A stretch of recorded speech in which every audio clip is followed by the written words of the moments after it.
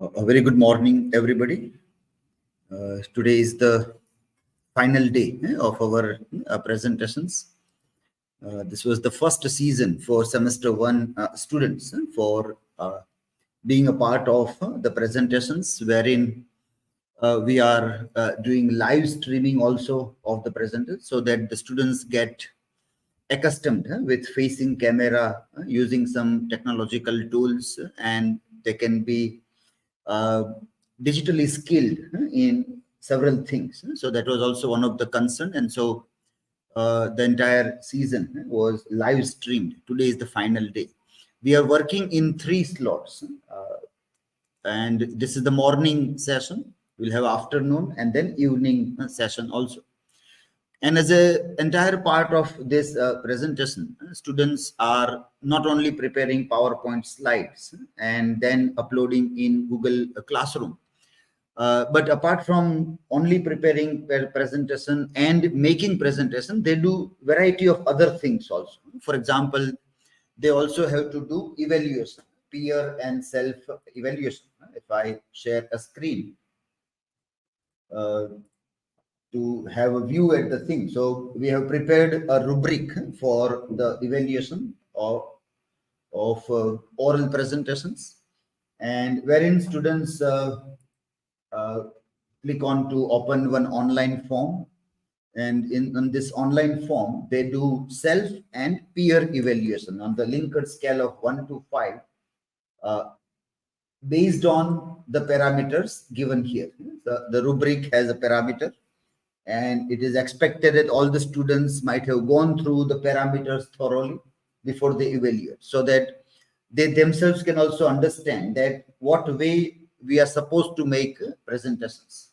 I see some of the surprises on some of the faces, so you might not have gone through the entire rubric. It seems so, with a question mark on your face, that you might have not gone through the thing. But still, nothing is late. This is only the first season, and we have 3 more to come.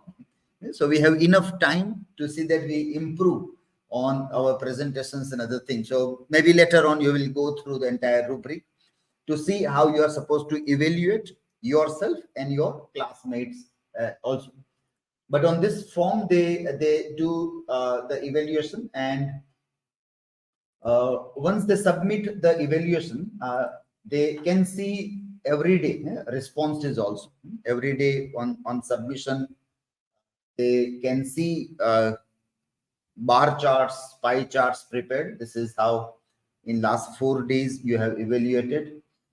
We have number of students more in afternoon, so slightly a few percentages of afternoon is higher than morning and evening.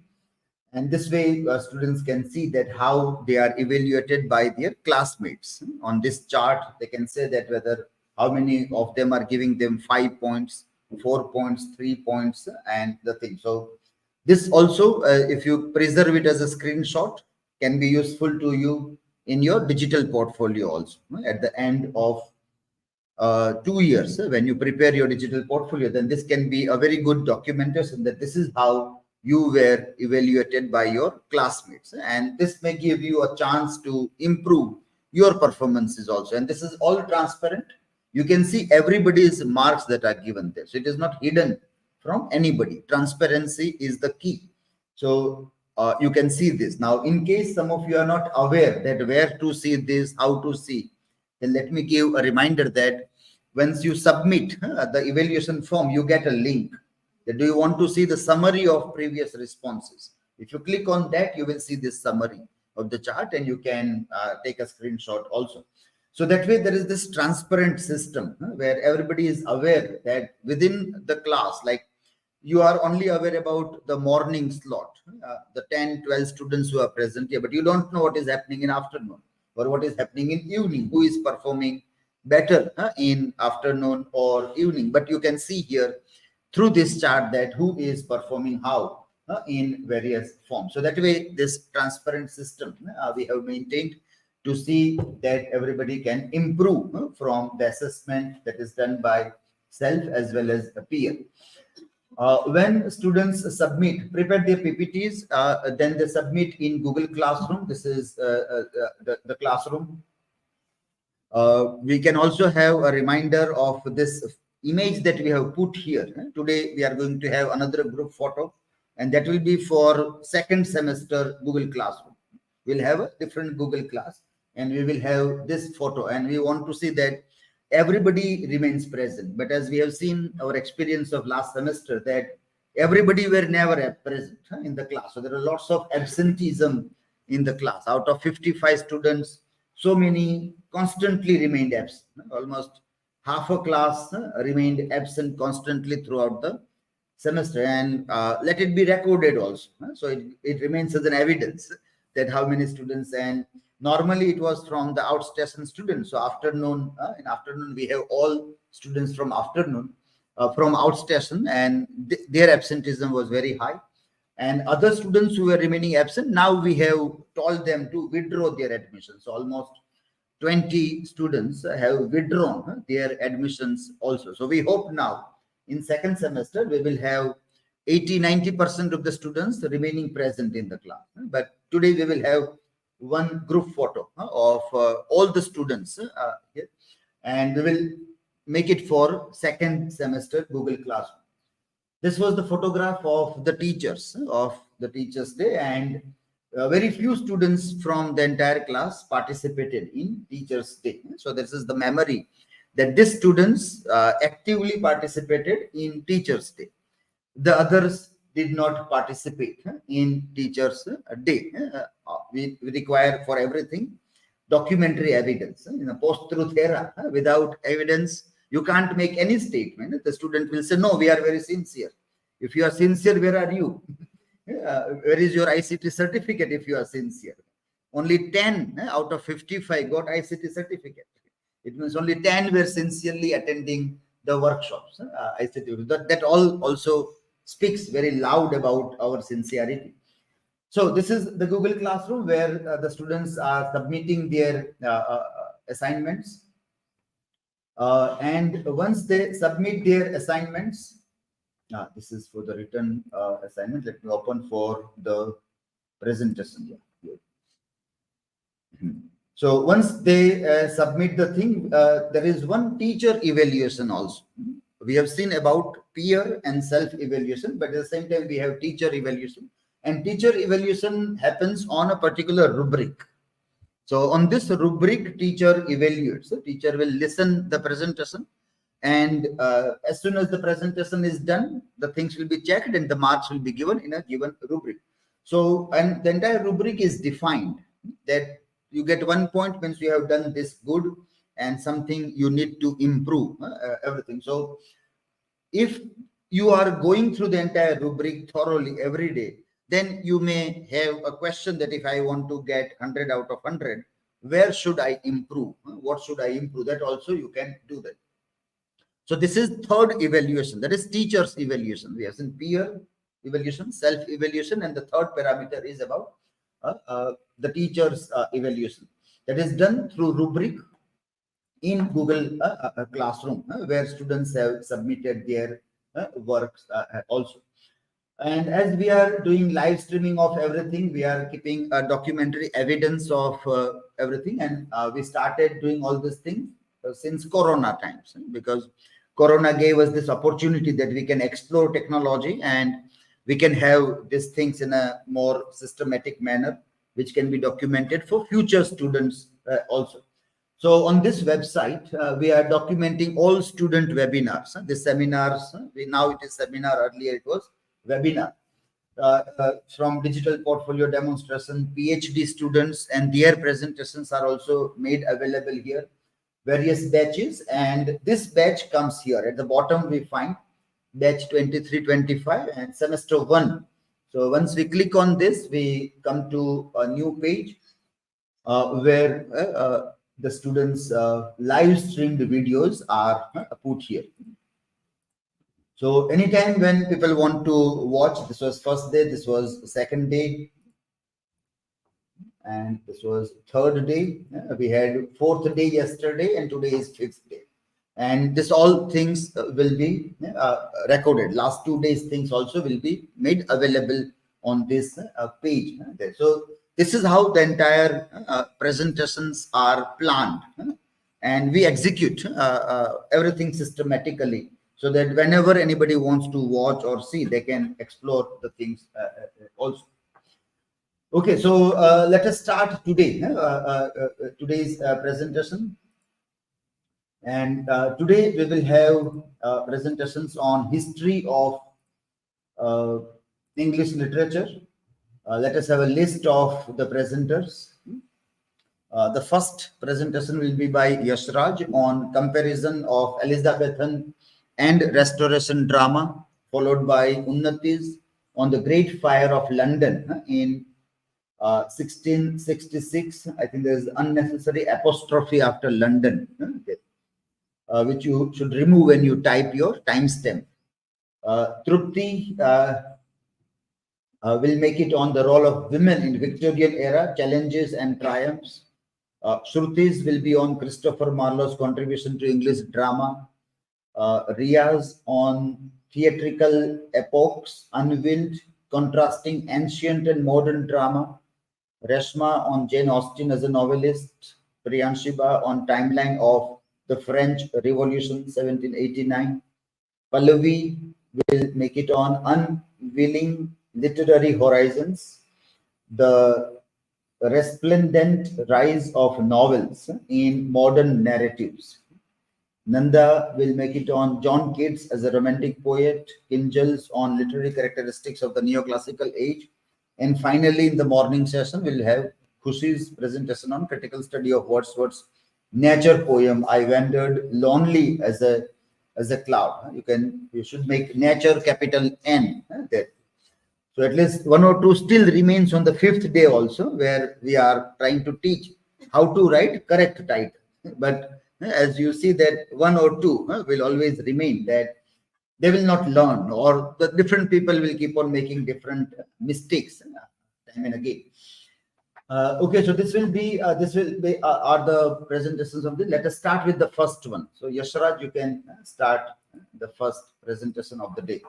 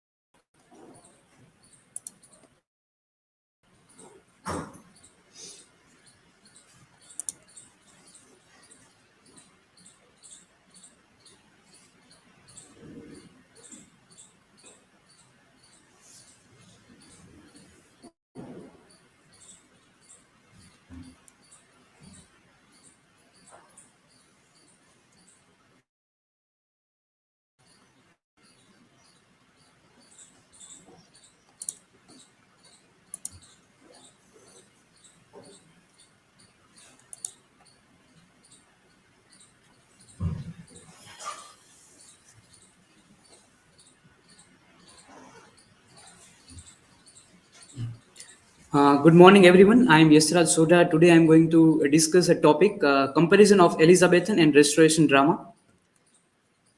This is my personal information. So let's discuss what is, first of all, the drama, or we can say the dramatic literature.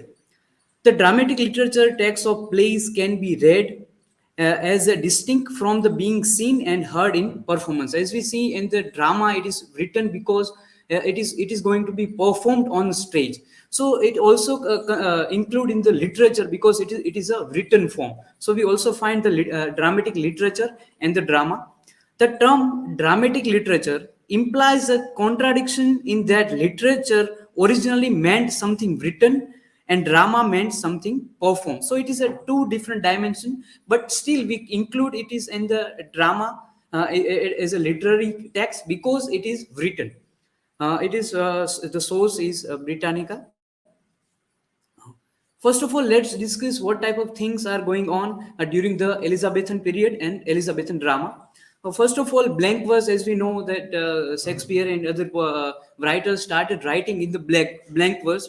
Before it was written in the rhyming words. So it is like blank verse. It is started soliloquies and sides, as we know that single person performing, giving dialogues, as we know that famous that soliloquy from tomorrow, tomorrow, tomorrow, from the Macbeth, and that blood symbol we also find of the Lady Macbeth soliloquy. So that is also started during Elizabethan drama. Historical and tragic themes, as we know that most is presented, the historical events are taken and slightly the end and something was different and making different, and then they perform a drama. Then the drama is written. Complex character, as we know, some of the Shakespeare's characters and other characters also provided some of the psychology studies during present time, in the contemporary time.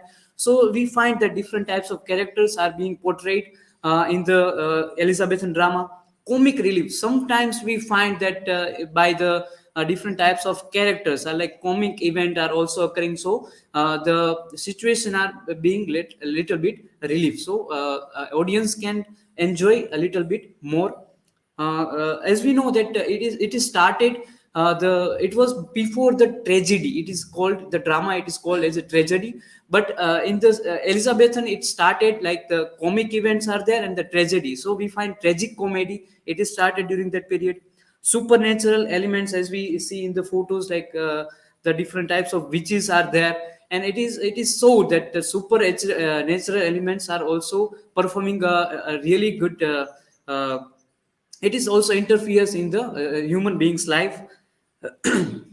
Theatricality, also find we different types of techniques are being used, that in the corner, like different scenes and lightings and background stage, we find that the theory it is written in which is can be performed in a really good manner.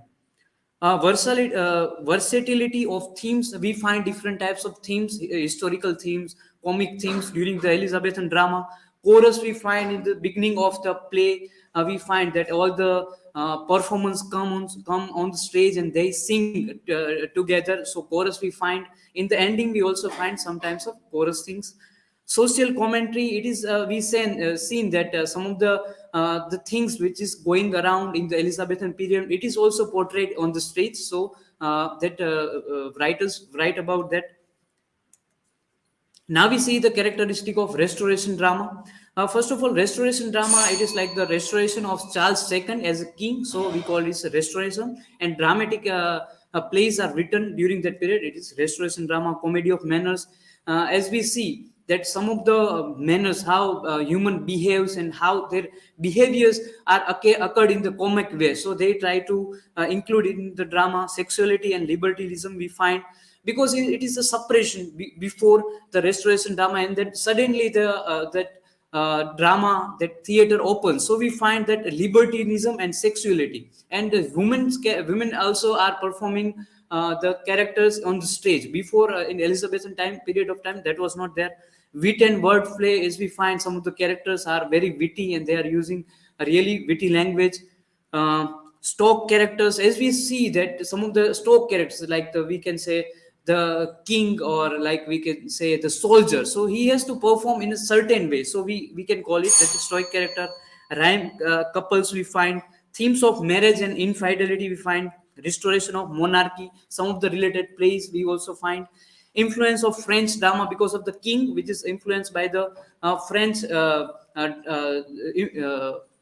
culture, so we find that influence of French drama. Critique on social norms and moral ambiguity, what should be done and what not should be done, it is also fine. It is can be seen when we study the history of drama, W.J. Long's book.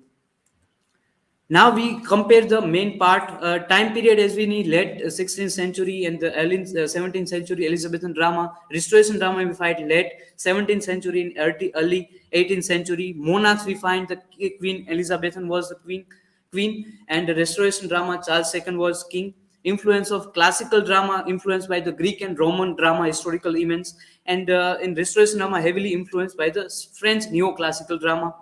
Themes we find historical, tragedy, comedy, and romance. In Restoration drama, satirical, social comedy, sexual intrigue, and farce we find. Morality and censorship, Elizabethan drama plays often had moralistic elements. In Restoration drama, we find less moralistic, more permissive and bawdy. No female actors, male actors portrayed the female roles in the Restoration drama. Female actors were allowed on stage, leading to more gender-appropriate casting. Playwrights, we find the major playwrights: William Shakespeare, Christopher Marlowe, Ben Jonson in Restoration drama, John Dryden, William Wisely, and Afra Bain. Comedy style, we find romantic comedy, slapstick humor in the Restoration drama, witty, satirical, and often risky humor. Political influence, we find, reflects the political climate of the time, often in Restoration drama, often supported or mocked by the monarchy and aristocracy. Actors and acting style perform often wore elaborate and costumes are masked, and Restoration drama more emphasis on the naturalistic acting and facial experience. Historical significance, we find the flourishing of English drama, and the Restoration is the period of after the period of suppression. So we find that theme of that audience and reception. Most of the it is written from the diverse audience, from the common people to the nobility. But in Restoration drama, we find it is only focused on the upper class society and aristocracy. In conclusion, we can say the comparison of Elizabethan and Restoration drama highlights the evolution of English theatre.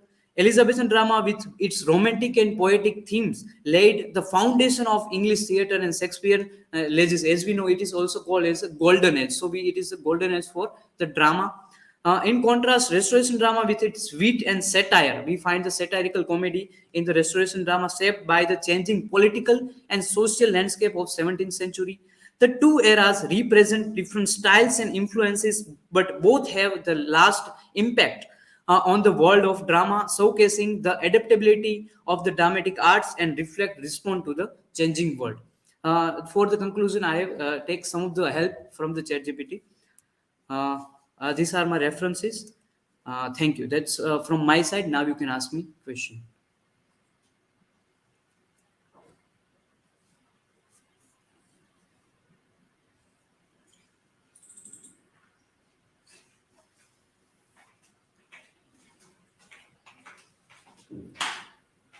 Yes, my question is, according to you, which age has provided a better quality of drama, Elizabethan or Restoration? Yes. As we know that Elizabethan, as we have discussed, the Elizabethan period is considered as the golden period because of the some of the major playwrights like Ben Jonson, Christopher Marlowe, and Shakespeare's dramas were there. So it is considered as the golden period of English literature, especially in the drama. But in Restoration, we find that because of the suppression before that come, and then the opening of the theaters, it has provided some quality. It is like the lesser than, we can say, the Elizabethan period. It can never be that high quality of dramas in the Restoration period that we have in the Elizabethan period. So according to me, the Elizabethan period has more provided the better quality of drama compared to Restoration drama. Yes, next question.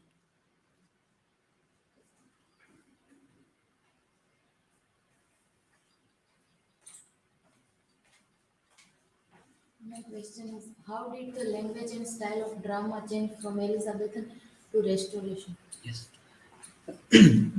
Language, we can discuss that it is like the if we find the Shakespearean drama, when we read it, so when we find that it is like more difficult to understand the thing because of the it is like the late 16th and 17th century.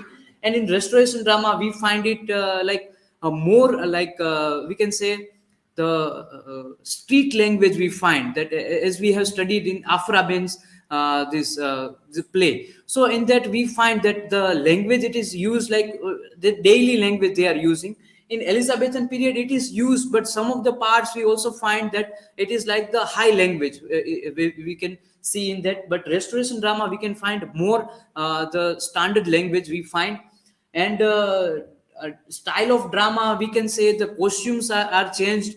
And as we know that the females are also performing the girl's character. Before, in Elizabethan period, it was not there. So in Restoration drama, we find that the character portrayal and how they perform the things, so that we also find in the themes. We also find in the dramatical historical themes, we find in the Elizabethan period. In Restoration drama, we find some types of satire, how it is performed. It is sometimes different than the Elizabethan.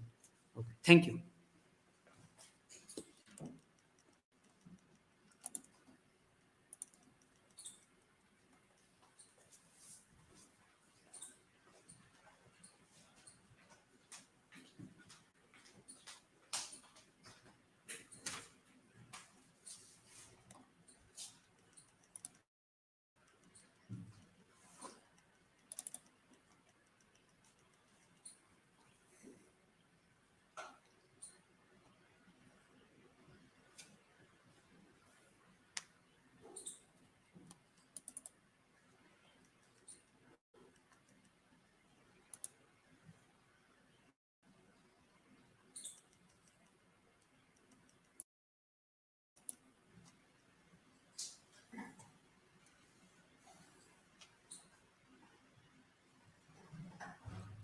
Okay, so very good morning, everyone. Today I am going to deal with the Great Fire of London, which occurred in 1666. Yes, so these are my personal information and objectives that we are going to look for. And this is a miserable sight, diplomatic and military consequences, charitable givings after 1666, aftermath of the Great Fire. So we'll go first of all through the background that what had happened and all. The Great Fire of London is one of the most well-known disasters in London's history. It was the most dangerous one. It began on 2nd September 1666 and lasted just under 5 days. Fire was catch in Thomas Farrier's bakery on Pudding Lane. It took nearly 50 years to rebuild the burnt area of London. St. Paul Cathedral was not completed until 1711. Yes, the fire was in the Pudding Lane, and during that time, the houses and were very congested in a very thin streets, and the houses were made of wooden, so it catch the fire too soon. And one of the St. Paul's Cathedral, yes, that was a church built yes, which having a great gates who which protected it from the fire. The London was having a fire, but the gate was protecting from getting much more. But no, it had a great disaster. A miserable sight, widespread destruction, spreading across 436 acres and consuming around 13,200 houses, 87 churches, and many public buildings. Loss of lives, yes, displacements. Thousands of landlords were forced to flee their homes, leaving behind their belongings and livelihoods. Economic impact, the fire caused significant economic hardship, destroying business and disrupting trade in the city. Yes, many had peoples were homeless, lives were also, but not, yes, here at point we can say that there was not much we can say death during that, only in doubles we can say. Diplomatic and military consequences, international sympathy. Other European nations, including France and the Dutch Republic, offered aid and condolences to England, highlighting diplomatic relations and international goodwill. Yes, other also helped them during that circumstance. Rebuilding relations, the need to rebuild the city created opportunities for diplomatic negotiations and discussions between the English government and foreign powers, as rebuilding required resources and materials from the abroad. Obviously, the it was damaged and on a very large scale, so they might, obviously they'll be needing funds and materials and all to rebuild again. Military consequences, the fire's impact on the military was indirect. While it didn't result in direct military conflicts, it did have implications for defense and the city's infrastructure. Military implications were secondary and revolved around the city's recovery and interactions with the other nations in the aftermath. Yes, so these are some of the pictures. We can see that how dangerously it would have happened. Yes, this is a 3rd September 1666. We can see how the fire is catched.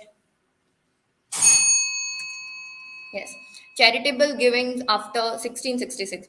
Royal and government support. Yes. King Charles II issued a royal proclamation encouraging charitable donations to aid and victims. Obviously, it would need some help. The government also provided financial assistance to help with the relief efforts. Then church and religious organizations, yes, they also helped in whatever they have and whatever they can help them. And rebuilding London, yes, donations from abroad, yes, as we discussed, other foreign countries including Netherlands, France, and even the English colonies in America sent aid and donations. Aftermath of the London. The winters of 1666 found London deluged by destitute population without homes or places of employment. The Parliament passed the Judicial Act, which created a special fire court to resolve landlord disputes. Chaired by the King's Bench, they become renowned for their speed of judgment, much to the delight of the city surveyors. However, a 1673 survey listed over 3,000 unoccupied houses in the city. Yes, it was a great disaster. So many parliament, and we can say judiciary system also had to pass some laws and acts in the favor of the public, because around 1 lakh people were homeless. So for that, this was necessary. Yes, so we can conclude that overall, the Great Fire of London was primarily a domestic disaster with significant economic and social consequences. Its aftermath, the decision made during the rebuilding process were influenced by politics and religion. King Charles II's role, the restructure, restructuring of the city, religious interpretations of the fire, and the reconstructions of churches all highlight the intertwined nature of this factor during the recovery and transformation of London after the devastating fire. Yes, these are my references.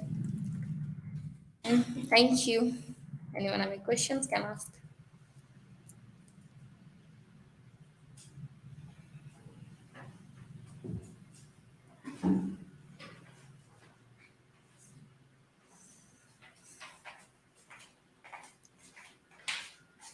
Unnati, my question is, what changes result from the Great Fire of London? Yes, we can see the change in the architectural designs of there, because at that time there were a very small pudding lane, the fire where it was catch, and they are like small streets at that time. But now they just take a, like they look upon that they make a more safety. And during that time, yes, they were not aware of the danger of the fire which can cause. So now they have much more awareness that how it can destruct. So their architectural designs and all, they make a great change in that. Yes, next.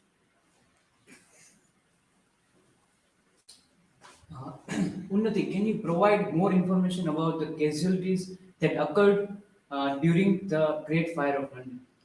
Yes, when we look upon the casualties, like deaths number of, but there was not as much as deaths, because the Charles too, we can say, he told that he told that the wooden houses should be like bent down so that fire won't catch much, and the peoples were rescued and they were moved away. So in the, we can say, doubles only, they were like deaths of the people, not much like cause it was happening. Yes. Thank you.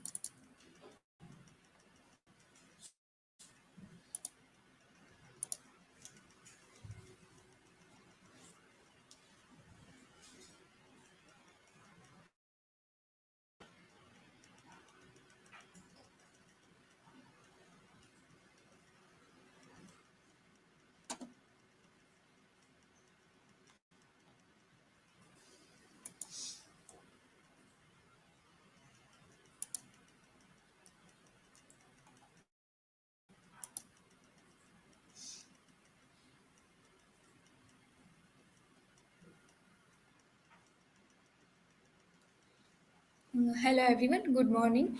My name is NAIK TRUPTI and today my topic is the role of women in Victorian era, challenges and triumphs.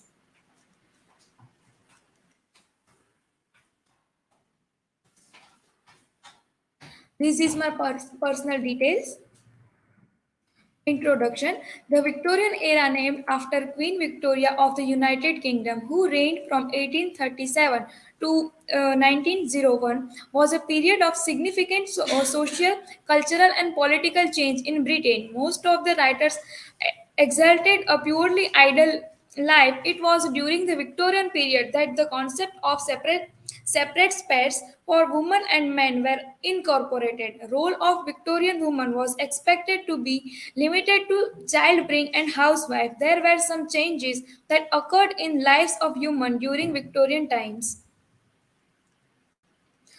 This is a role of a woman in Victorian era. We can divide it into three parts: upper class, middle class, and lower class. In upper class woman, we can see that they are living a luxurious life, and they are spend time in knitting and attending parties and balls.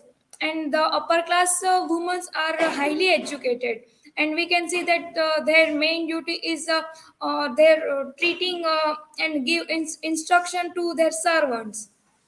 In middle class women in the Victorian era, we can see that they are not rich as upper class women. Middle class women are slightly want to marry upper class men. In the lower class, we can divide it in two parts: upper working class and lower working class. In upper working class, we can find that women have to do job like governess or housekeepers. In lower working class, we can find a woman that have to do like job like prostitutes and do labor things. Lower class working women, we can find that they are remained single because in number women are less in than men. During the period of Queen Victoria's rule, the social roles of men and women were heavily marked. Some authors argue that those roles were more sharply defined than at any time in history. Therefore, the expectation towards men used to be very relevant topic in 19th century because those market roles, the possibilities for selfhood were not as open as they are today. Women were expected to be good wives and loving mothers, obedient to their husbands and fathers. It was an age of purity and chastity. Sexual behavior and desire were heavily controlled, mostly regarding men.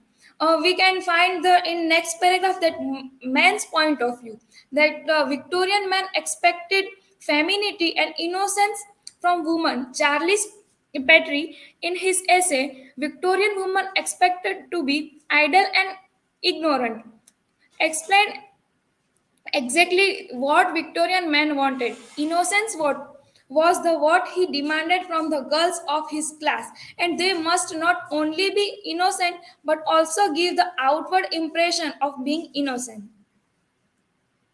Women authors and their intellect. For those For the ones who were literal, writing was the most essential art. Women would also attempt the pen, writing books deeply influenced by the view in which they were bound to see the world, perceiving the universe through a limited window and with restricted access to intellectual world. Mary Ann Evans, known as George Eliot, was a well-read woman. Known for her intellect, women had many reasons for not publishing under their own names, but the primary one was to overcome the gender based prejudices and discrimination that female authors often faced during the 19th century. At the time, women writers often found it difficult to be taken seriously in the literary world, and their works were sometimes dismissed or marginalized. The empowerment woman of the 19th century Victorian era. Victorian women sought empowerment was through education. Education became a means of intellectual liberation, allowing women to expand their knowledge and perspectives. Social activism became a platform for women to voice their concerns and advocate for change. Literature played a crucial role in shaping Victorian women's experiences.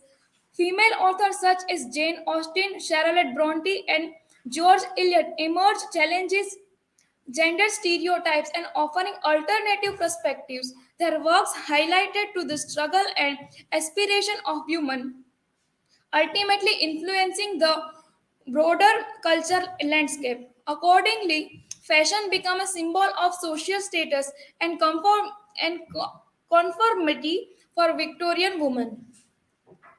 Triumphs in the Victorian era. Women in the period made notable triumphs in the field of literature despite the many, many societal constraints they faced. Queen Victoria. Queen Victoria herself was a symbol of female triumph during the era. Bronte's sister, Charlotte, Emily, and Anne, they perhaps the most famous literary triumphs of the era. George Eliot, whose real name was Mary Ann Evans. Mary Ann Evans, who wrote under the male pseudonym George Eliot, her works explored complex social and moral issues, and she was a leading figure in Victorian literature. Elizabeth Barrett Browning, as a poet, Elizabeth Barrett Browning achieved significant recon- recognition with her collection Sonnets from the Portuguese. Her romantic and heart-left poetry is still celebrated today. Conclusion. In the Victorian era, women faced many challenges due to strict gender roles and limited rights. They were often expected to be confined to the domestic spheres with few opportunities for education and work. However, many women also found ways to triumph over these obstacles through movements like suffrage and education reform. They gradually gained more rights and played an important role in shaping societal change and leading to greater gender equality in years that followed. This is my references. Thank you. Now, if you have any question, you can ask me.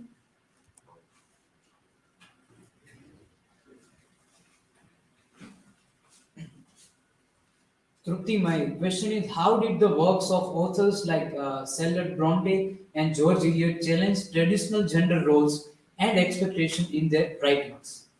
We can see Charlotte Bronte and George Eliot challenges and break that traditional rules that what women should and could do.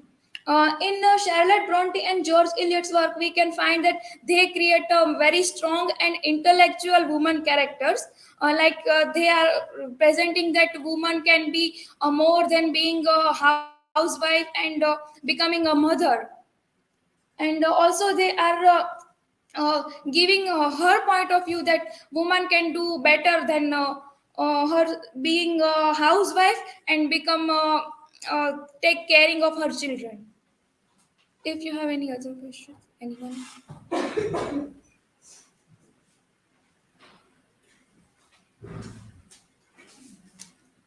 Yes, Trupti, compare Victorian women with modern women of societal expectations and opportunities. Victorian woman with the modern woman of societal expectation. We can find that in Victorian woman they are house centered. That they have only do in work in her house. Like they are housewife and taking care of her children. And in today's we can find that woman has more opportunity in career, wide range. Like she can choose a career in which she is interested in it, and opportunities in today women have more opportunities. Thank you.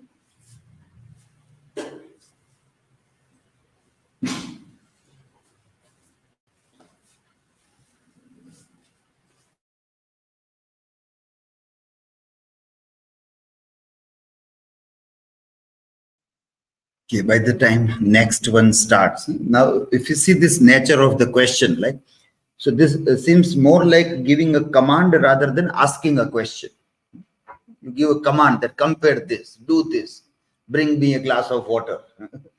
It is like that, commanding. So learning how to ask question. Why we do this activity is that we learn in any academic discussion, whenever we are told that, okay, now platform is open for questions.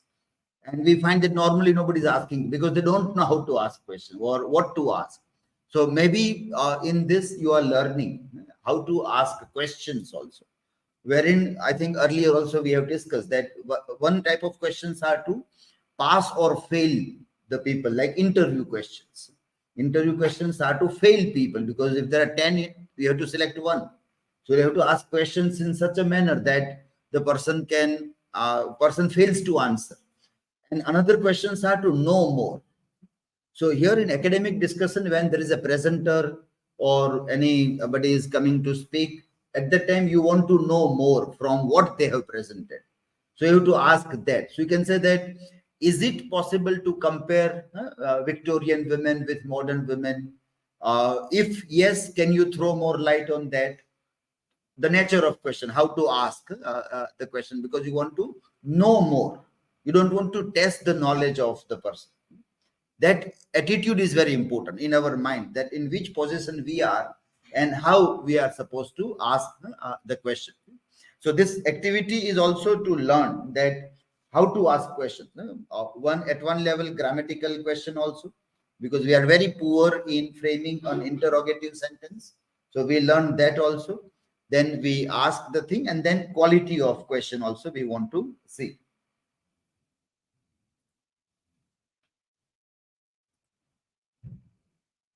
Hello everyone, very good morning. I'm gonna present Christopher Marlowe's contribution to English drama. This is my introduction. Let's talk about the early life and the education. Christopher Marlowe, known as the father of English tragedy, was a brilliant playwright and poet who had a significant impact on the development of English literature during the late 16th century. He was born in 1564 in Canterbury, England. Marlowe's artistic genius and innovative approach to drama established him as a pioneering figure in the Elizabethan era. Although details about his early years are scarce, it is believed that he received his education at King's School in Canterbury, where his academic prowess and poetic talent began to manifest. Marlowe's exceptional abilities earned him a scholarship to Corpus Christi College, Cambridge, where he pursued a Bachelor of Arts degree. After completing his studies, Marlowe embarked on a career as a playwright and a poet in London. Marlowe's plays were characterized by their grandiosity, poetic brilliance, and exploration of profound human experiences. It is rumored that his studies may have involved with espionage and intelligence gathering due to his involvement with certain individuals who later became associated with espionage activities. Espionage simply means a person is being involved with some spying activities and having connections with the crown. Let's dive right into the Christopher Marlowe's famous plays. First, Tamburlaine the Great. Tamburlaine the Great was performed in the London. Marlowe's first major play, Tamburlaine the Great, was a two-part drama that brought him considerable acclaim. The play follows the rise and fall of the ambitious conqueror Tamburlaine, exploring themes of power, ambition, and destiny. Dr. Faustus, second, arguably Marlowe's most famous work, Dr. Faustus delves into the story of a scholar who sells his soul to the devil in exchange for unlimited knowledge and worldly pleasures. The play delves into the themes of ambition, morality, and the consequences of unchecked desire. Third, The Jew of Malta. This controversial play centers around the character of Barabbas, a cunning, vengeful Jewish merchant. Marlowe's portrayal of a Jewish protagonist challenged the societal prejudice of the time and offered a complex exploration of religious and cultural identity. Fourth, Edward II. Edward II chronicles the tragic reign and downfall of King Edward II of England. The play explored themes of power, homosexuality, and the clash between personal desire and societal expectations. And fifth, the tragical history of Dr. Faustus, another play centered around the Faustian Pact. These works offer a unique perspective on consequences of ambition and the pursuit of forbidden knowledge. Let's talk about tragic heroes of Christopher Marlowe. Marlowe was the first writer who broke down the medieval conception of tragedy, which revolved around great kings and queens and their extraordinary achievements.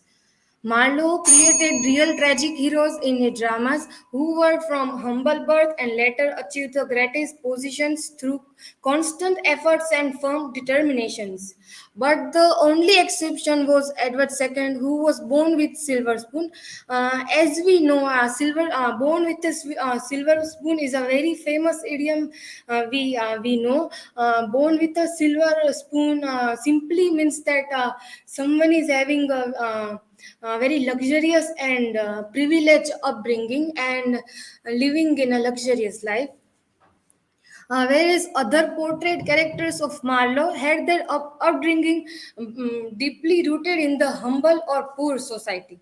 For example, Tamburlaine. Tamburlaine, who was a shepherd by birth and later became a soldier king. Dr. Faustus, who was born to humble parents but later became a great scholar through his desire for knowledge and so on. Let's talk about violence, controversy, and death about uh, Christopher Marlowe. Marlowe seems to have been a notably argumentative man, a characteristic he inherited from his father. He was involved in several violent confrontations in 1589. He got into a bout, as in fight, in which a man was killed and he was briefly imprisoned in May 1592. He was arrested after a street fight. Rumors about Marlowe's unconventional religious and political beliefs intensified in the months before his death. On 13th May, Marlowe was stabbed to the death during a fight at the house in the Deptford. Apparently, after an argument about a bill, the incident's relation, if any, to Marlowe's investigation by the Privy Council is unknown. He was 29 when he died. This is my work citation. And if you have any question, don't hesitate to ask.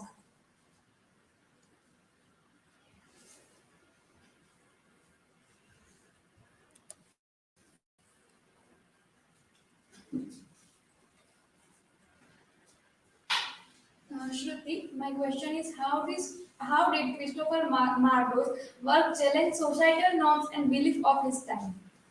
As we know, Christopher Marlowe had written plenty of works like The Jew of Malta, Tamburlaine the Great, and the Dr. Faustus. His works included the themes like power, ambition, destiny, and individualism. His works, his works. His bold style of questioning the authority and the exploration of taboo subjects contributed in the Elizabethan theater. Next.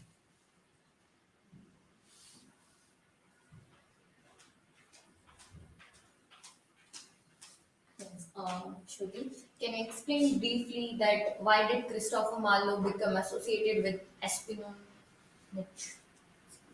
Yeah, Christopher Marlowe became associated with espionage. It was speculated that he may have been involved with the crown and having some connections with them. How we can get to know that at the very beginning of his journey, he got the admission at the Cambridge University.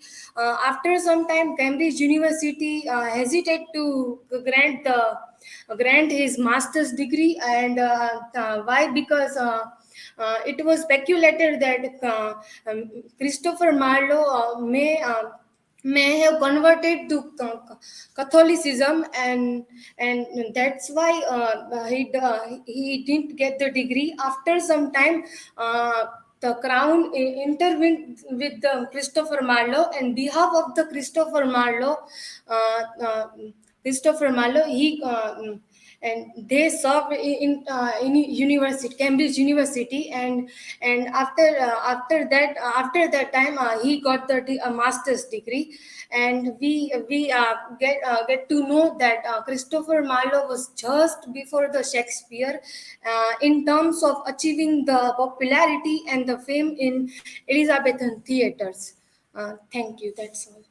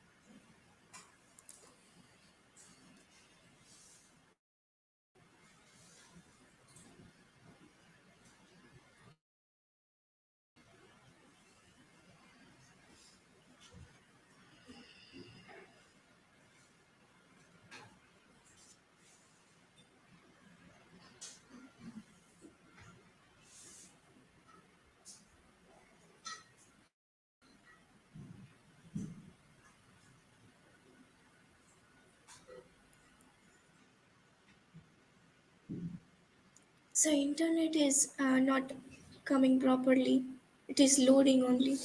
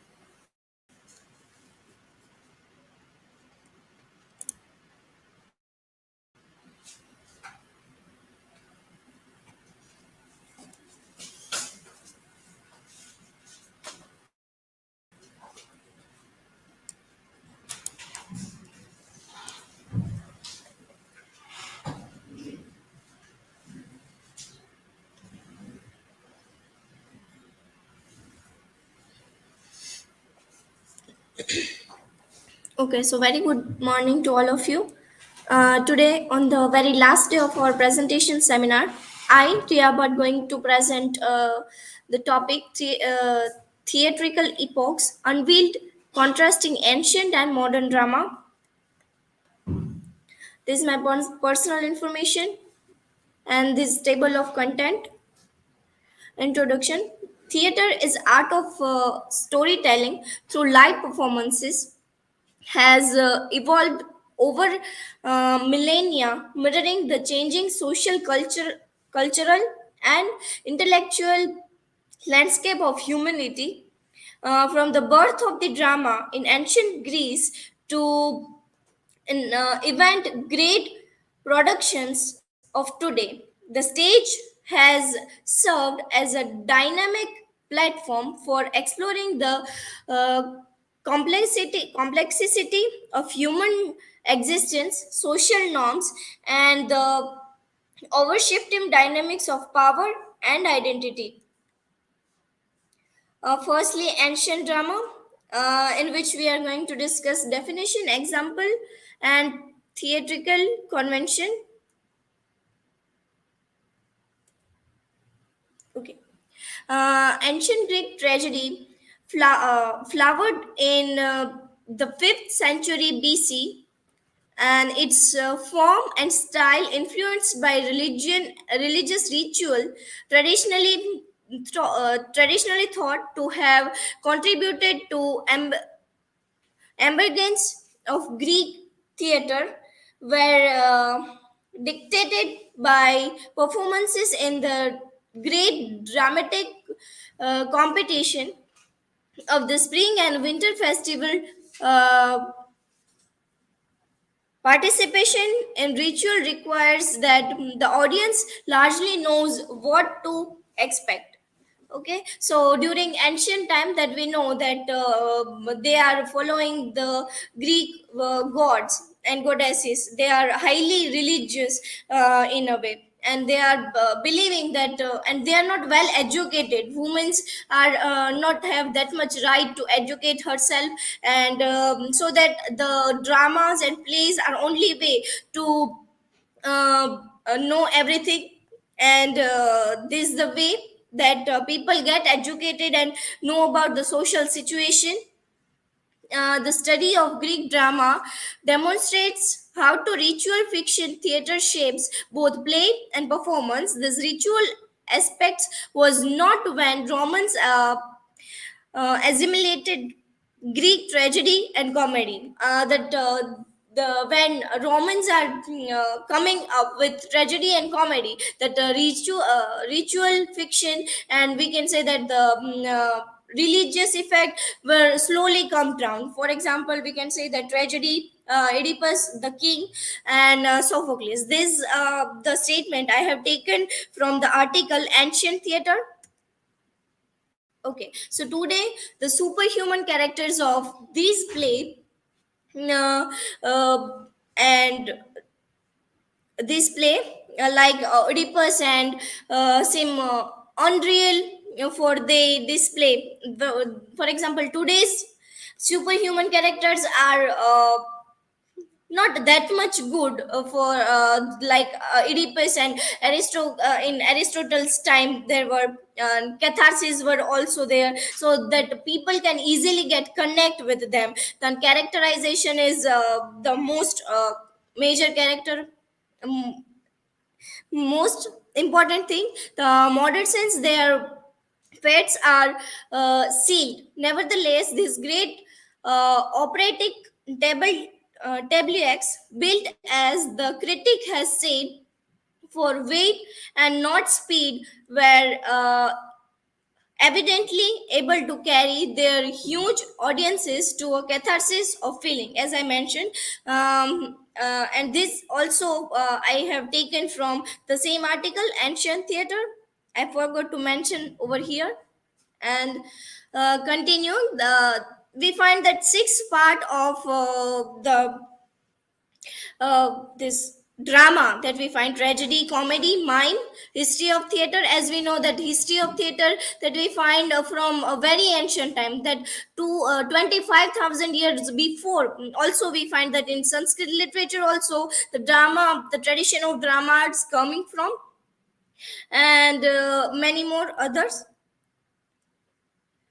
These the 6 points: tragedy, comedy, mime, history of theater, archaeology, and epigraphy, influence, and reception.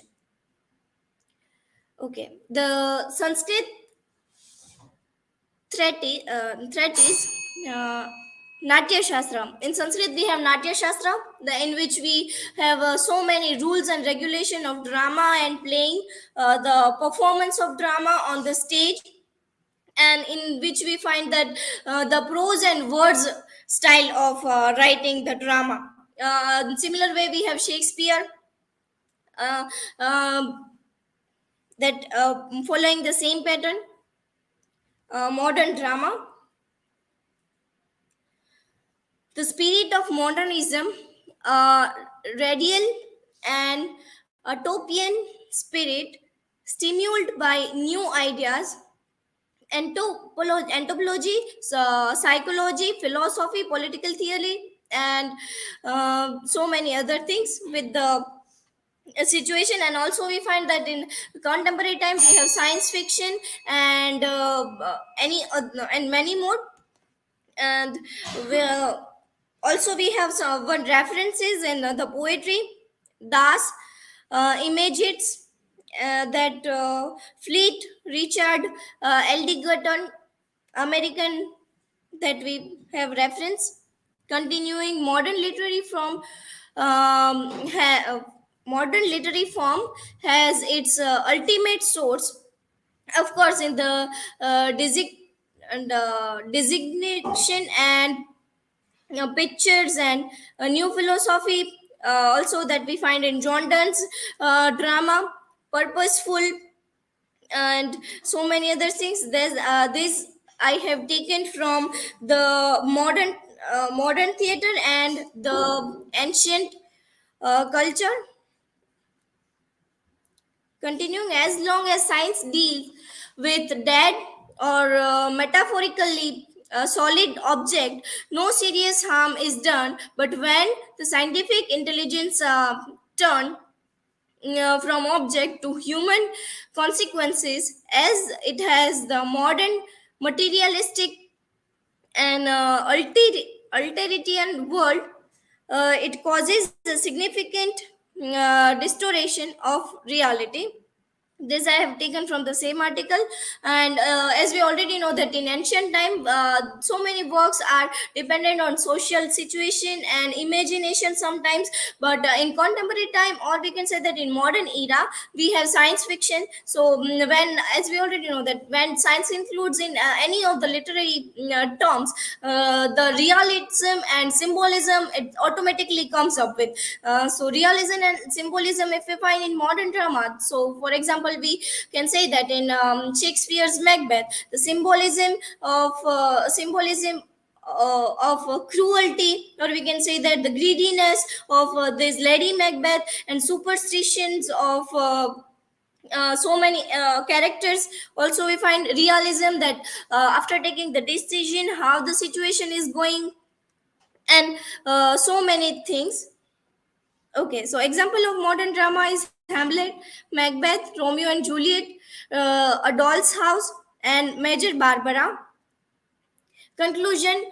In conclusion, we can say that the ancient Greek theater had minimal props. We can say that the less. We can say that what the word I forgot, that less importance, minimal importance and social impacts, whereas modern theater has extremely advanced and detailed props and spatial effects. Most Asian Greek plays had religious undertone and plot, whereas modern plays have a very wide and variety of plots and themes. Okay, so this is the quote, that unless the theater can ennoble you, make you better person, you should flee from it. This is some reference. And thank you. If you have any question, then please feel free to ask.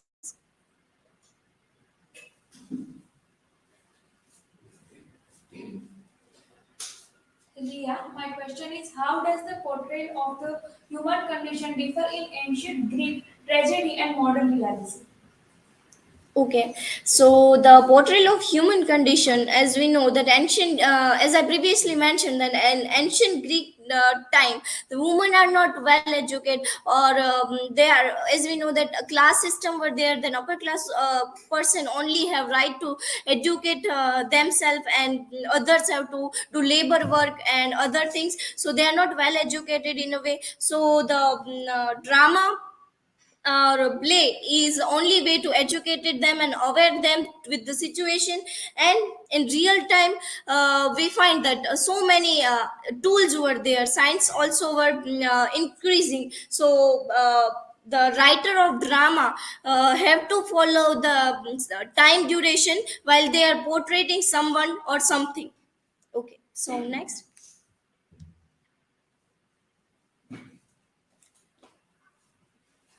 My question is, how far do you think that the writing styles of drama in prose and verse style with the music elephant is useful in that time and now also? Okay. So, according to me, the writing style of drama in prose and verse style with the musical element is useful at that times because of that.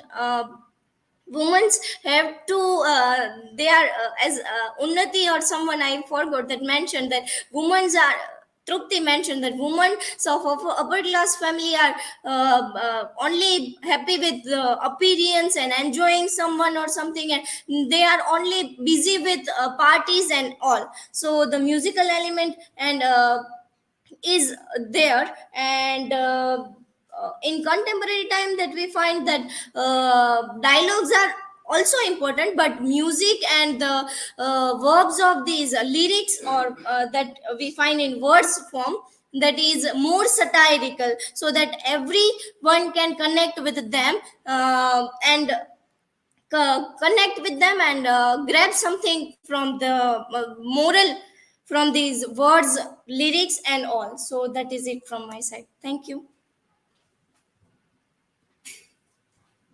This elephant, Thank you, ma'am. the question, what you want to write? Elephant only or something else? Music elephant?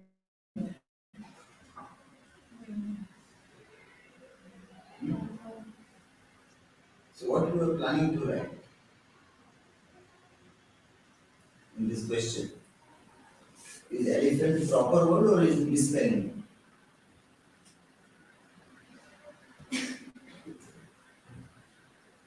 The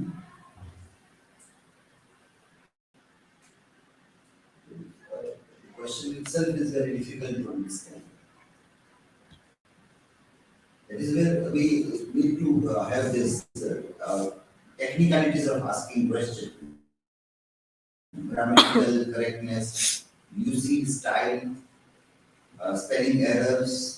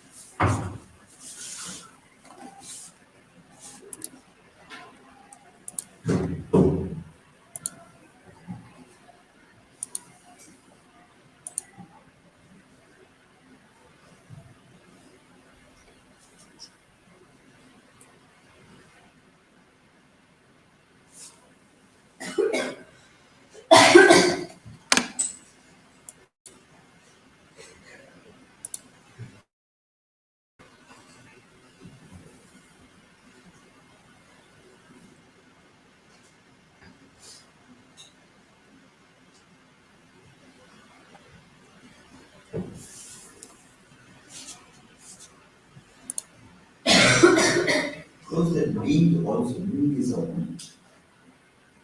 explore blue color.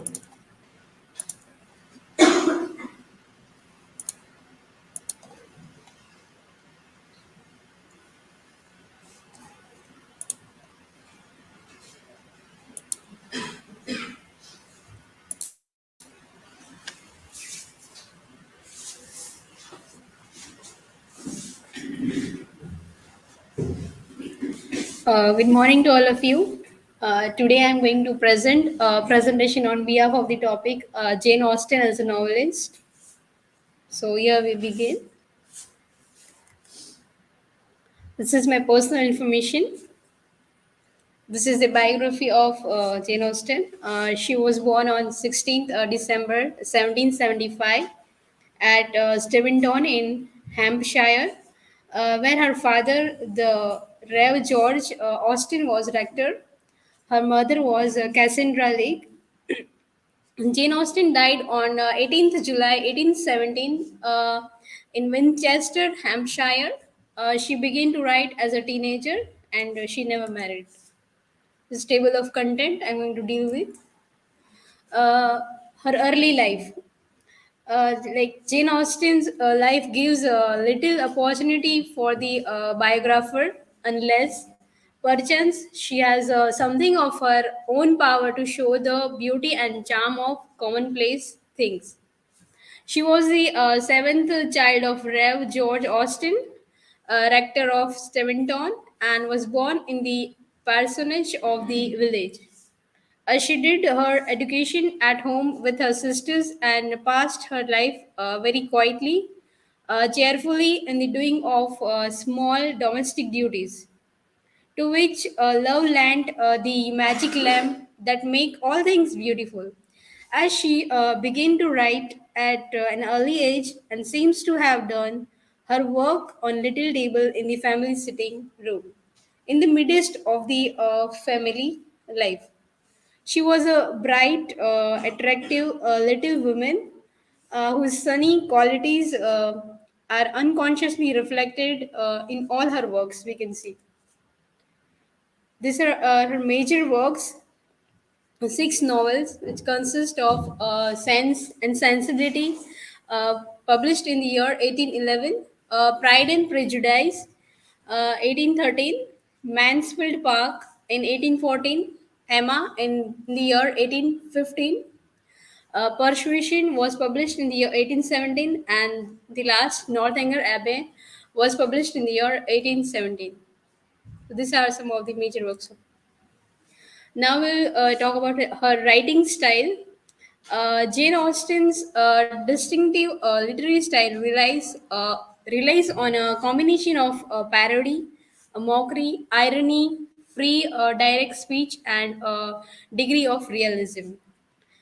She also uses parody and mockery for comic effect and to critique the portrayal of women in the 18th century, sentimental and the Gothic novels. These are the themes which she used in her writing: morality, religion, politics, property, and class. But I think mostly she used property and class themes in many of the novels, like we can see in Pride and Prejudice and many more. her quote, which I like the most, that of Jane Austen, that it is not what we say or think that defines us, but what we do. I'll repeat once again. It is not what we say or think that defines us, but what we do that defines us. So that is the course of. Now we'll go towards the conclusion.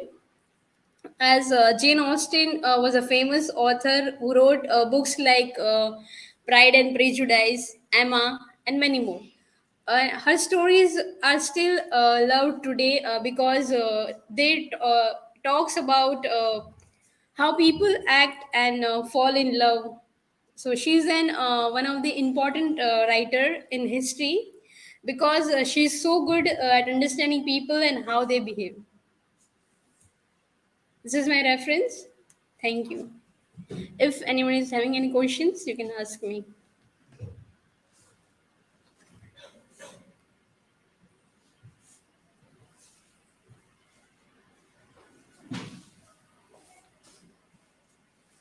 My question is, what social norms prevalent in Jane Austen's time influence the dynamics between characters in her novels? Okay, Shruti. Social norms prevalent in Jane Austen's time. Okay. Like Jane Austen's prevalent in Jane Austen's time influenced was highly influenced because she used class distinction, manners, class manners, and she also used love and marriage expectations.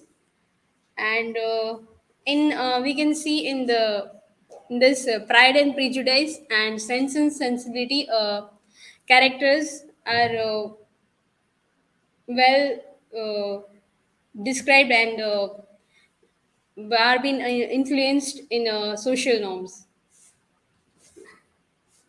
Next, any other questions?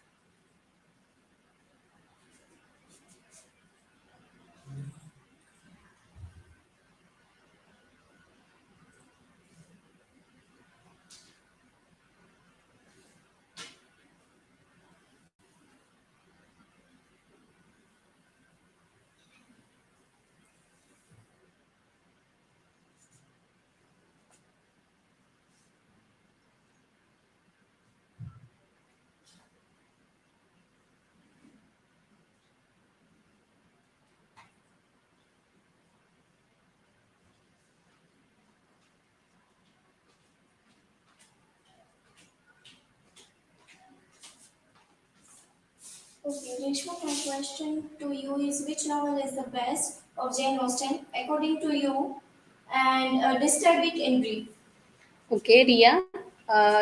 So, according to me, the best novel of Jane Austen is Pride and Prejudice, which is about love and marriage expectations, where we can see that specific characters like Master Fitzwilliam and Elizabeth Bennet, like they ignore, like they hate each other in this novel, and then like they are also having that Master Fitzwilliam first, he's having pride, and this Elizabeth is having sorry yes, Elizabeth is having pride, and this uh, no, sorry, uh, Darcy is having pride, means he is egoistic, and where this Elizabeth is having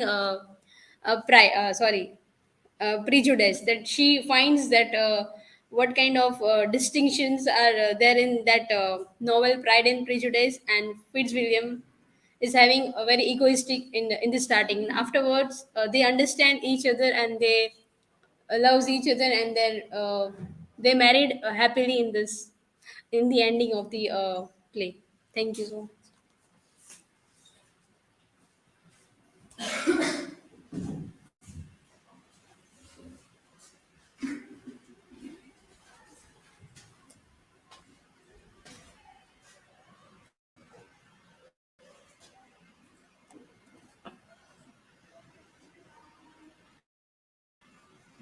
word is pronounced prejudice. Dice. Prejudice. This.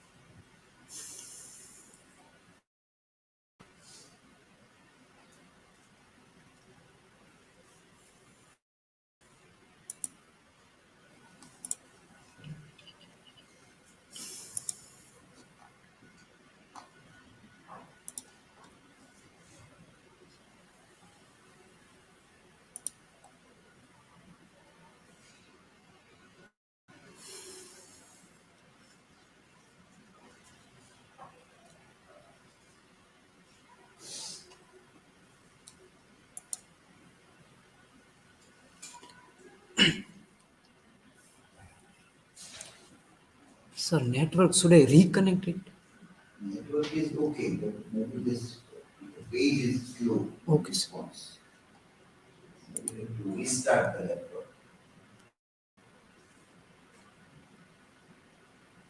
Shall I do it right now, sir, or after? Restart right now. Okay, sir.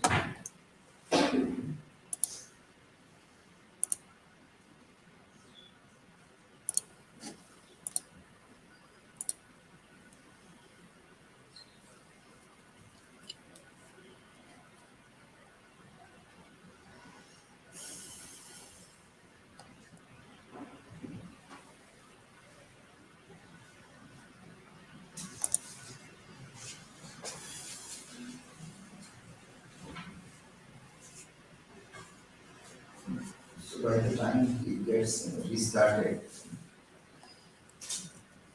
let me have an overview, of these presentations that we have seen.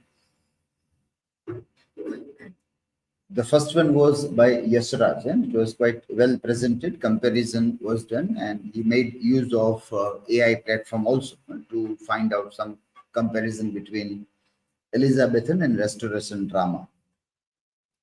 Unnati's also was on a good topic, the Great Fire of London. In that, what you should have brought or what you have to see, because we are talking about history of literature, English literature.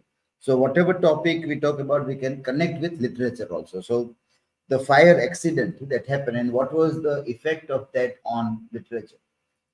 So I have shared these comments in these links in comments also, but this kinds of websites, Burning Books, The Great Fire of London, on this website, Talking Humanities, gives a very interesting record of what happened to literary activity, how the books were burnt. So many books were burnt. We had this record by the diary writers. You have referred to this famous diary writers, I think in 18th century, Pepys, if I can get the name from this.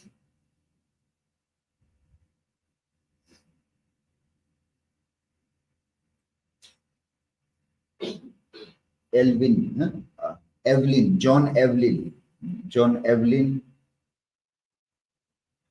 was one of the documenter of this. So how the books burnt, artifacts were burnt, how people saved that, and then there was this literature of loss, great literature of loss, lament of great fire.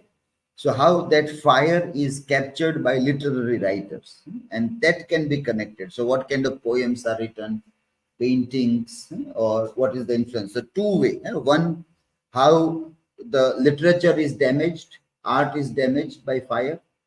And another one, what was the influence of that in literary activities? That also needs to be connected in this.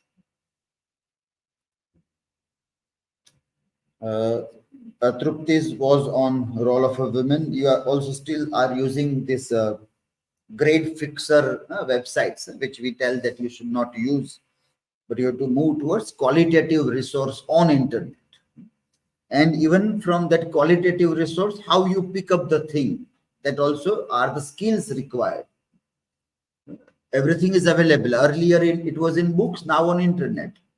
But to which book you reach in library depends upon your understanding, your capacity, your skills, how you identify good book. Here now, how you identify good website from where you can take. After identifying good website or journal article, what to take from that. These are all necessary things. So, and that is tested when you make your presentation. That we think that you need to still improve, what to pick up, that you are not aware about. First, how to find a quality resource, and then from quality resource, what to take. That also you have to learn. SHRUTI on Christopher Marlowe, again, test book and other such websites are coming up, which you should avoid working on. RIYA on drama, and lots of interesting articles are already available on this. That is Indian ancient drama, Aristotle and Sanskrit drama comparison. Very qualitative work is being already done. So you might have come across some such good resources when you compare ancient and modern things. Even your last quote was a slightly problematic thing. There you say that you should run away if the drama is not ennobling human being. That is highly debatable thing. That is what Plato wanted. That drama is not necessary because it doesn't make people good. We want philosophy because philosophy speaks about right and wrong. Drama is all human. Aristotle said that no, you can't expect that from drama. So, and then again, that was by someone famous. Who is that person? We are dealing with so many writers, thinkers, and if we say somebody, then it is not fair. We should know who said what. That is the activity of academic things. Academic activity એટલે શું? તો કે એમાં તમે સચોટ થઈ ગયો, આણે આ કહ્યું, આ જગ્યાએ કહ્યું, જે આમ જનતા નથી કરી શકવાની ક્યારે. એ કહેતો તો કહેતી હતી એમ કરશે, ઓલો આમ કહેતો તો ઓલી આમ કહેતી હતી, એ નોન એકેડેમિક પીપલ કરશે. Academic people સચોટતાથી કહેશે કે so and so person in this year, in this article said this. So if we violate that, we are doing great damage with our activity. ઓય નાનકડી વાત ખાલી પણ એ આખી જે પ્રવૃત્તિ છે એને બગાડી નાખે કે આ તો આપણે નથી કરવાનું. RESHMA on Jane Austen. Also, you need to still improve on digital skills and other things. Slides are still not good enough. Slides, you are not able to make good, lots of empty slides. So design wise, you might be seeing that some of the students are making very good design in the slides. So that you need to work on. Yashraj has made a very good slide layout, was very good in that one also. RIYA also had a very good template of slides. So see, observe, and if you can't do, ask them, learn. It takes only 30 minutes to learn good things from other people. Collectively, when we sit down to listen, so we are supposed to learn from each other that you have made this good point, how you have done. Let me understand. So that way we grow from wherever we are. Okay, so let us start now here. Good morning. I am Priyanshi. Today I deal with this topic, timeline of the French Revolution 1789. This is my personal information.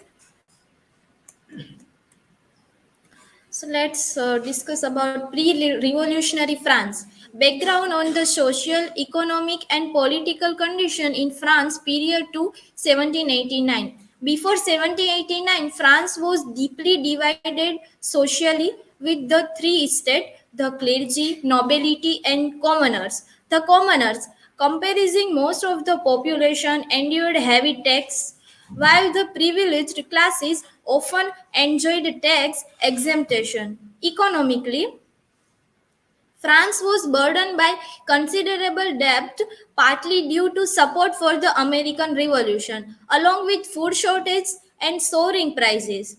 Politically, King Louis XVI held absolute power, but efforts to reform the tax system and address the economic crisis faced resistance from the nobility and clergy. These inequalities and fiscal troubles created widespread discontent, providing the backdrop for the French Revolution, which aimed to tackle this issue and reshape the nation.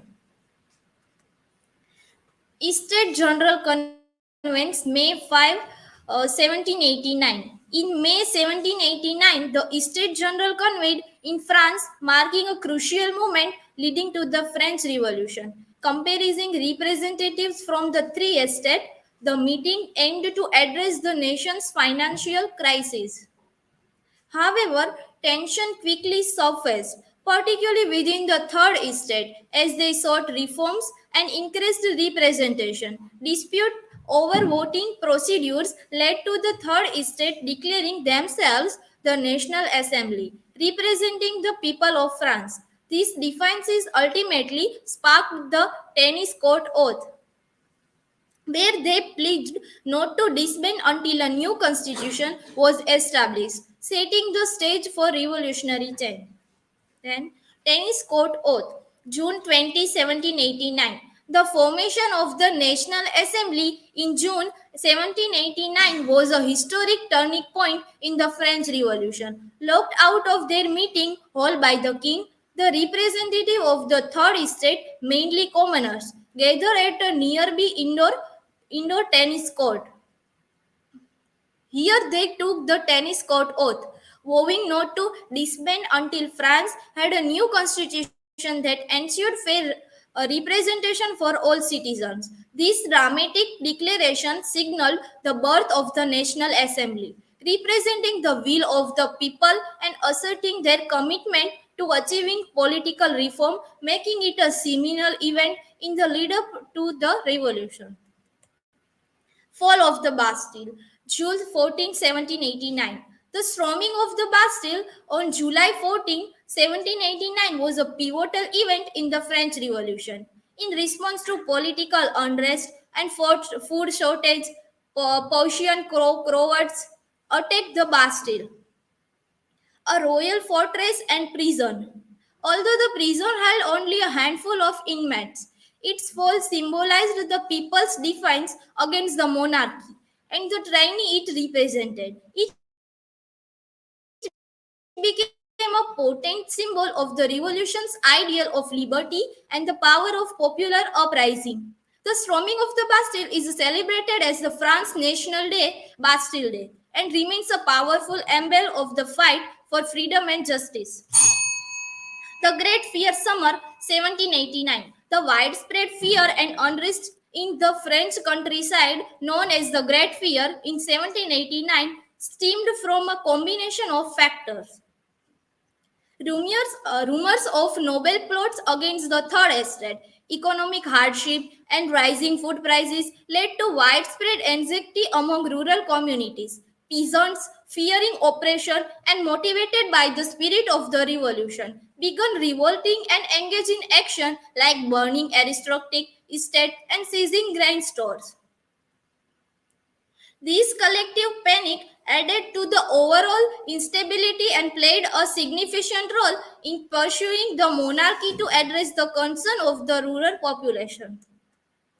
The National Assembly and the Declaration of the Rights of Man, August 1789. The National Assembly, established in 1789, played a pivotal role in the French Revolution by representing the will of the people.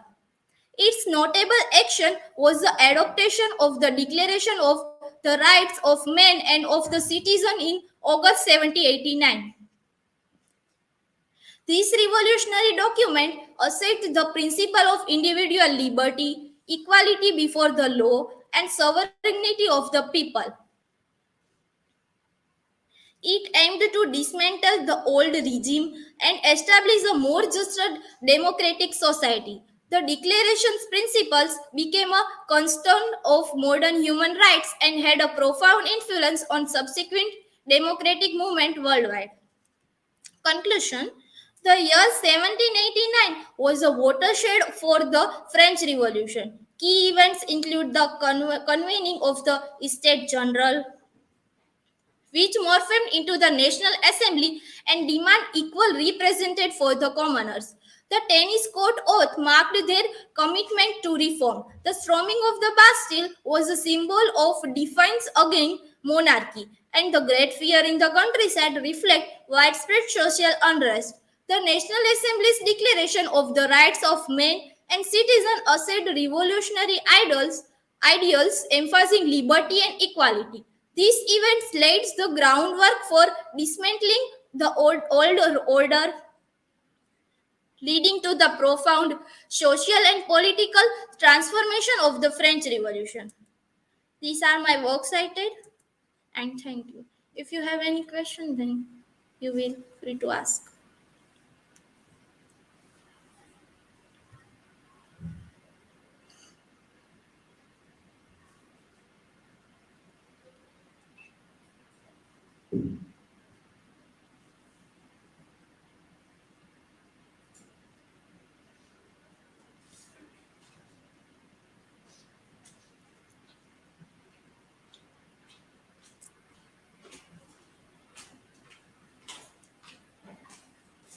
Priyanshi, my question to you is what was the motto of French Revolution? Okay, Ria. In shortly, the motto of the French Revolution was liberty, equality, fraternity, or brotherhood. Thank.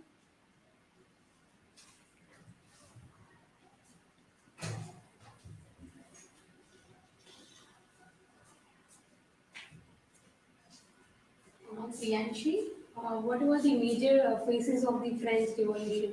Okay, Reshma. The major phases of the French Revolution are the Estates General Convents, the fall of Bastille, the Tennis Court Oath, National Assembly, and the Declaration of the Rights of Men. Okay, thank you.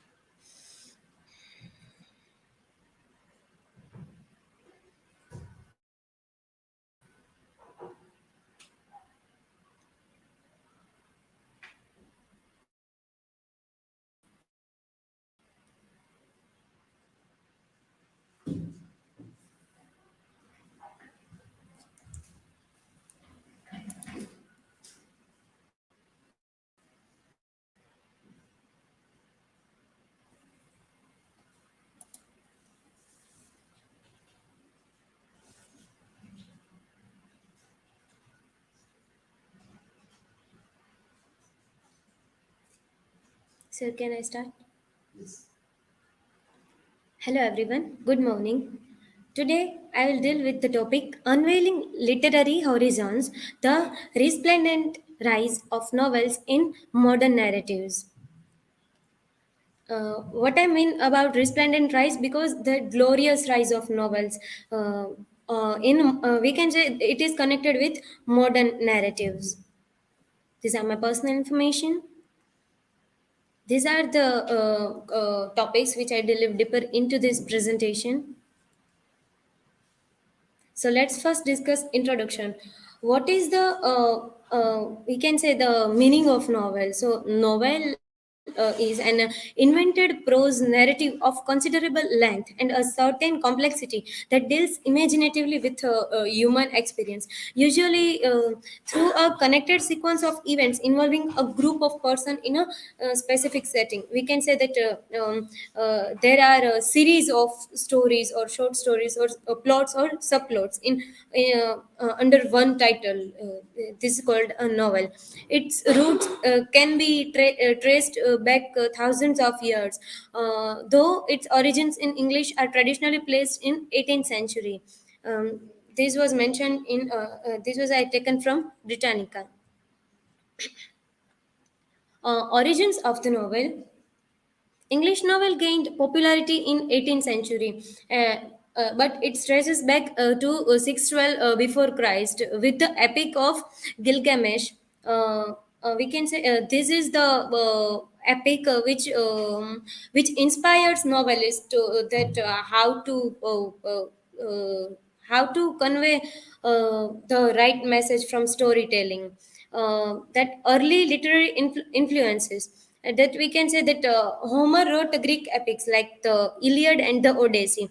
So in this by this Iliad and Odyssey, Homer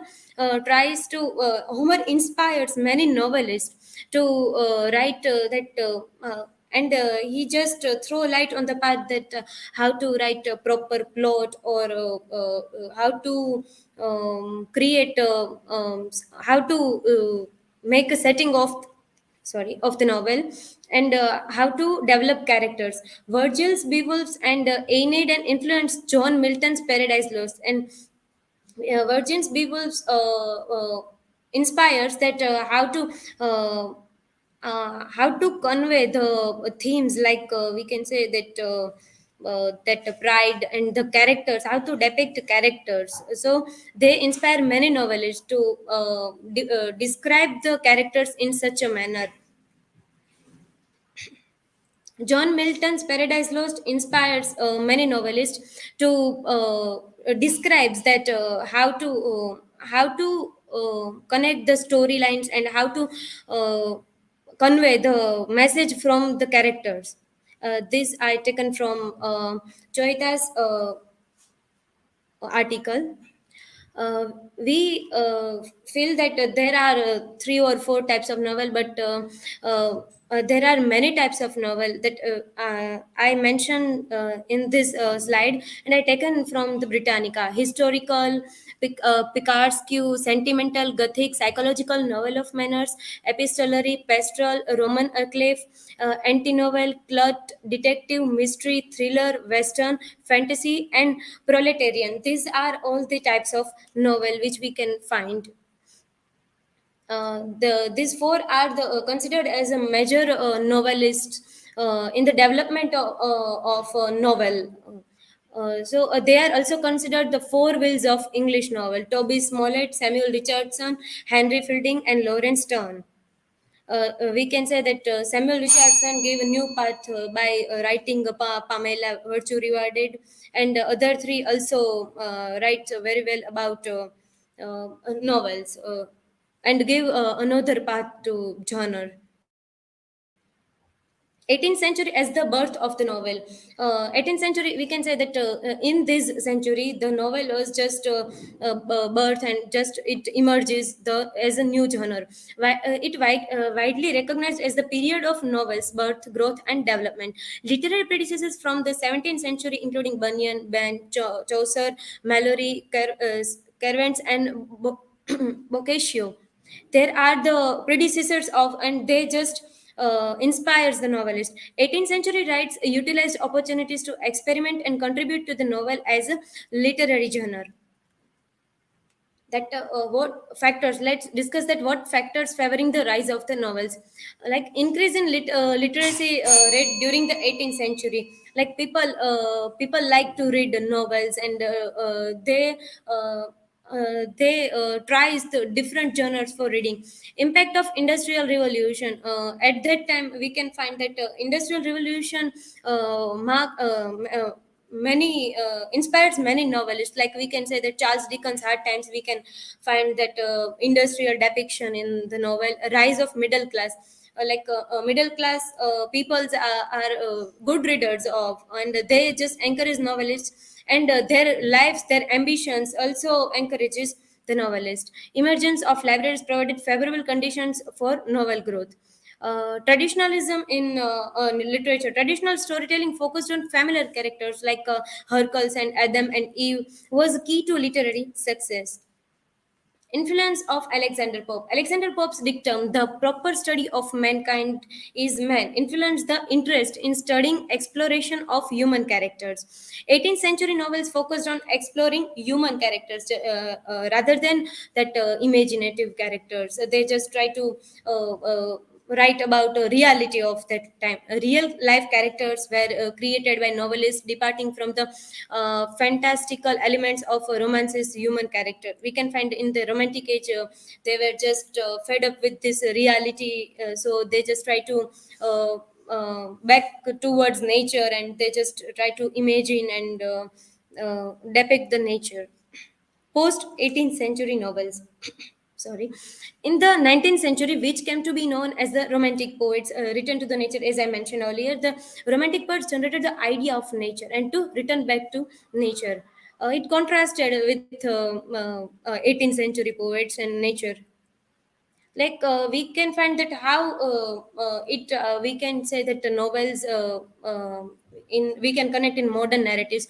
So in J.K. Rowling Harry Potters, we can find that there are a number of in Gothic novel, we can say that J.K. Rowling's Harry Potter, we can find that there are Gothic many elements like Gothic novels, like supernatural elements, that heroic elements, depiction of hero in this Kazuo's Ishiguro's Never Let Me Go. In this novel we can also, and this is the novel Nobel Prize winning novel, and it is the best seller novel. That in this we can find also that many themes of we can find a depiction of modern society, and there is some connect society, and we not only in these novels but in modern literature we also find that there are some literatures who just follow the traditional form of novels, and there are some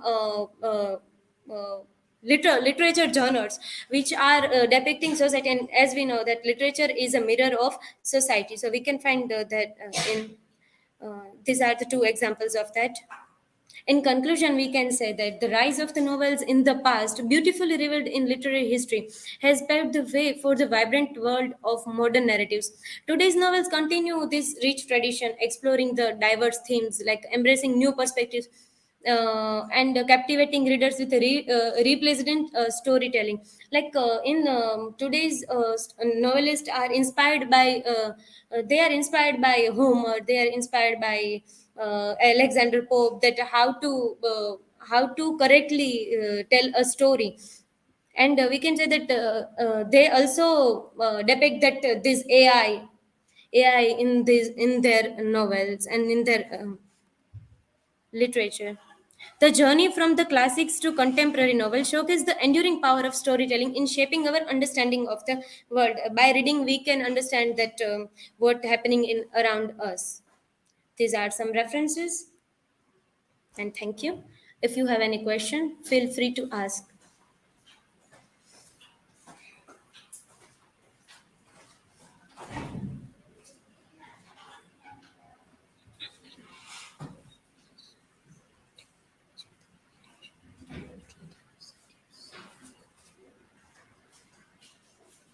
Pallavi, My question is, can you highlight the influence of technology on the evolution of novel writing in recent years? Yes, Priyanshi. Yes, we can say that technology influence writing, not only novel but all the genres. We can find that there are depiction of that AI tools and that in the industries, and we can say that technology and writers also now they not need to any publisher or they just printing press. They just write their content in Google Docs or in any other like Microsoft Word, and they just anyone wants to do it collaboratively, they just make it collaboratively with the tools which we have, and they can publish like we have that one platform like Kindle.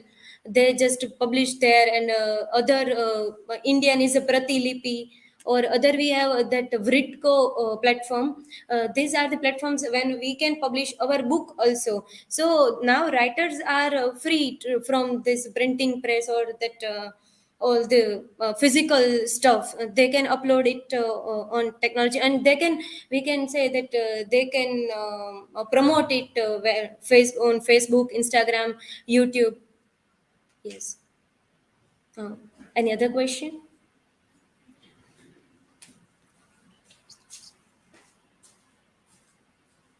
Pallavi, in modern times novels, can we find Gothic elements?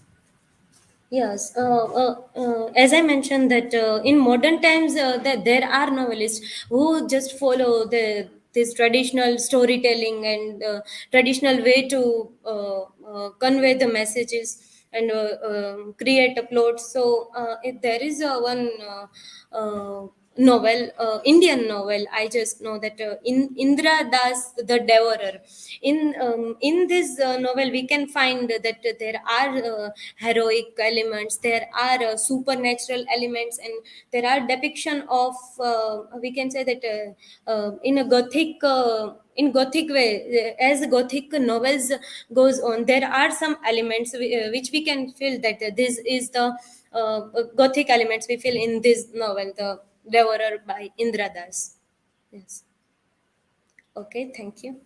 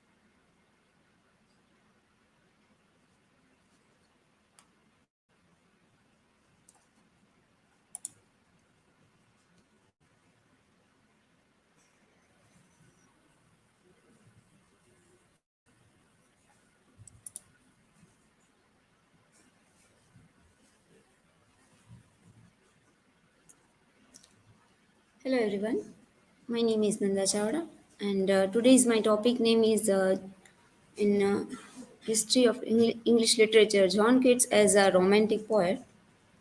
This is my personal information. John Keats as a romantic poet, table of contents in this. First we start to what is romanticism. Romanticism was an artistic, literary, musical and intellectual movement that organized in Europe towards the end of the 18th century. It prioritized emotions, nature, and imagination over rules and reasons. It's like a rebellious embrace of feelings and wild creativity. Think of it as a time when art and literature dance to the tune of emotions and nature's beauty. Romanticism created some of most passionate and imaginative works in history. He was one of the key figures in the second generation of the Romantic movement. These are the second generation of Romantic poets, which is first, we can say John Keats is a pure poet, pure poet, Romantic poet, and Lord Byron, William Wordsworth, P.B. Shelley, and S.T. Coleridge. First, see the about John Keats. John Keats was born in London in 1795. Keats completed his medical studies at Guy's Hospital in London at the age of 21. He then made the conscious decision to become a poet and gave up his medical studies. He fell in love with Franny Browne but couldn't marry her and due to his poor health and financial problem. He moved to Rome in 1820 and passed away from tuberculosis at the age of 25. Leaving a poignant epitaph, here this lines, here lies one whose name was written in water. These are the foremost works of John Keats, like Ode on Grecianon, Ode to Nightingale, Endymion, Bright Star, La Belle Dame, Sans Mercy, The Man Behind the Lyrics, and To Ottoman, and A Think of Beauty. John Keats' main themes are in his poetry nature, beauty and aesthetics, trances and moralities, art and imaginations, love and desire, suffering and melancholy, escape and fantasy, the power of the senses. First, we characteristic of these novels writing his poetry in love for the past. He was in love with Greek culture, art, and club sculptures. His love for Greek is highly appreciated by all the poets of his time. Second, the love of nature, or to Nightingale and Hyperion. These are some quotes in the stanza of in his poem or to Nightingale in second stanza. The vast not born for death, immortal birds, and Hyperion deep in the shady sadness of a valley. Love of beauty. Every poet, in a way or the other, is a love of beauty. His concept is indifferent, different from the other romantic poets because is the of the opinion that everything that is over five senses beauty. Here some here the some lines are heard melodies are sweet, but those unheard are sweeter. The third, power of imagination. There are numerous references in this poem which he flies to ideal world of happiness and beauty through his viewless wings of poesy. For sometimes he forgot the harsh realities of life and enjoyed the world of beauty and imagination. These are some quotes of John Keats. I love the more in that I believe you had liked me for my own sake and for nothing else. Second, a think of beauty is a joy forever. Its loveliness increases. It will never pass into nothingness. Beauty is the truth, beauty. That is all ye know on earth and all ye need to know. In conclusion, John Keats is celebrated as a quintessential romantic poet with a deep appreciation for beauty, nature, and the supernaturals. His works encompass the essence of romanticism by delving into the realm of dreams and history, offering readers a sensory and emotional experience Keats' odes and sonnets are prime examples of mastery in crafting romantic poetry, making him a true romantic poet, romantic in the literary sense. Thank you. This is my reference. If you any question, ask me.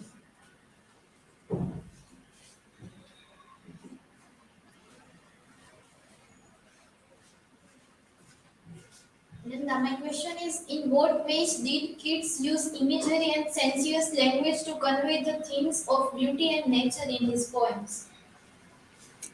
Keats use imagery and senses language in his example to or to Gracianan in sculpture and artistic and second can say we can say that um, or to nightingale in these birds songs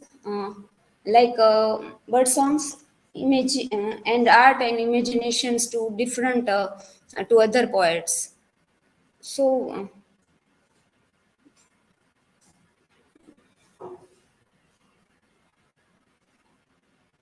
so that is some senses imaginary senses language to convey in this poem. Now next.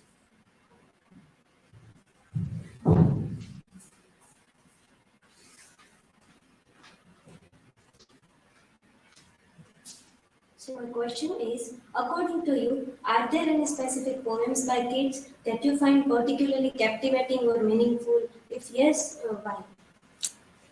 Yes, I like this poem, Toward a Nightingale. In this poem,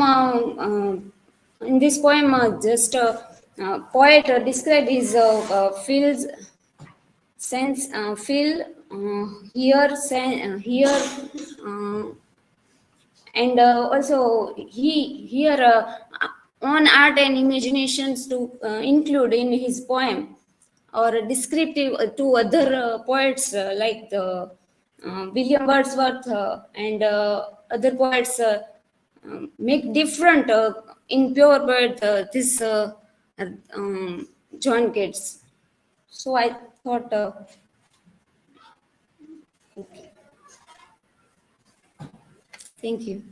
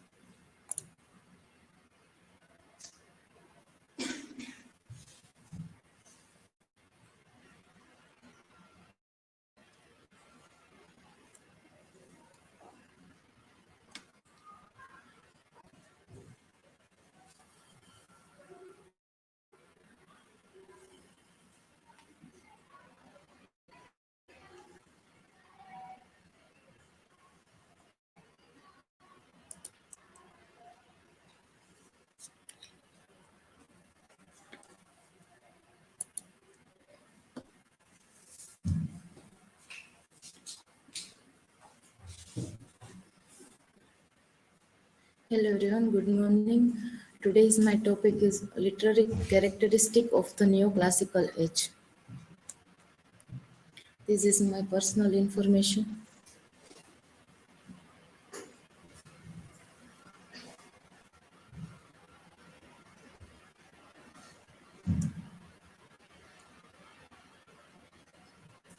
This is points to ponder. First, introduction. Neoclassicism was a movement interested in reviving Greco-Roman literature, art, architecture, philosophy, and theatre in the 18th century. Neoclassical literature has been written in a period where social order was undergoing a tremendous changes. In the so-called Enlightenment period, Neoclassicism means the revival of classical concept. Now, each work of art has two elements, form and substance. This is a definition of neoclassical age. Neoclassicism means the revival of classical concept. Now, each work of art has two elements, form and substance. Literary neoclassicism is noted for attempts to imitate the style of the Romans and Greeks. The writers of the period most commonly engage with satire, essays, fables, rhyming poems with couplets, parodies, and more. Neoclassical literature lacks the complexity of the many other periods, but this perhaps enables the critic to show that no literary expression is really simple at the same time. That is, comparative simplicity makes easier the application of a literary method to the discovery of neglected values. This period is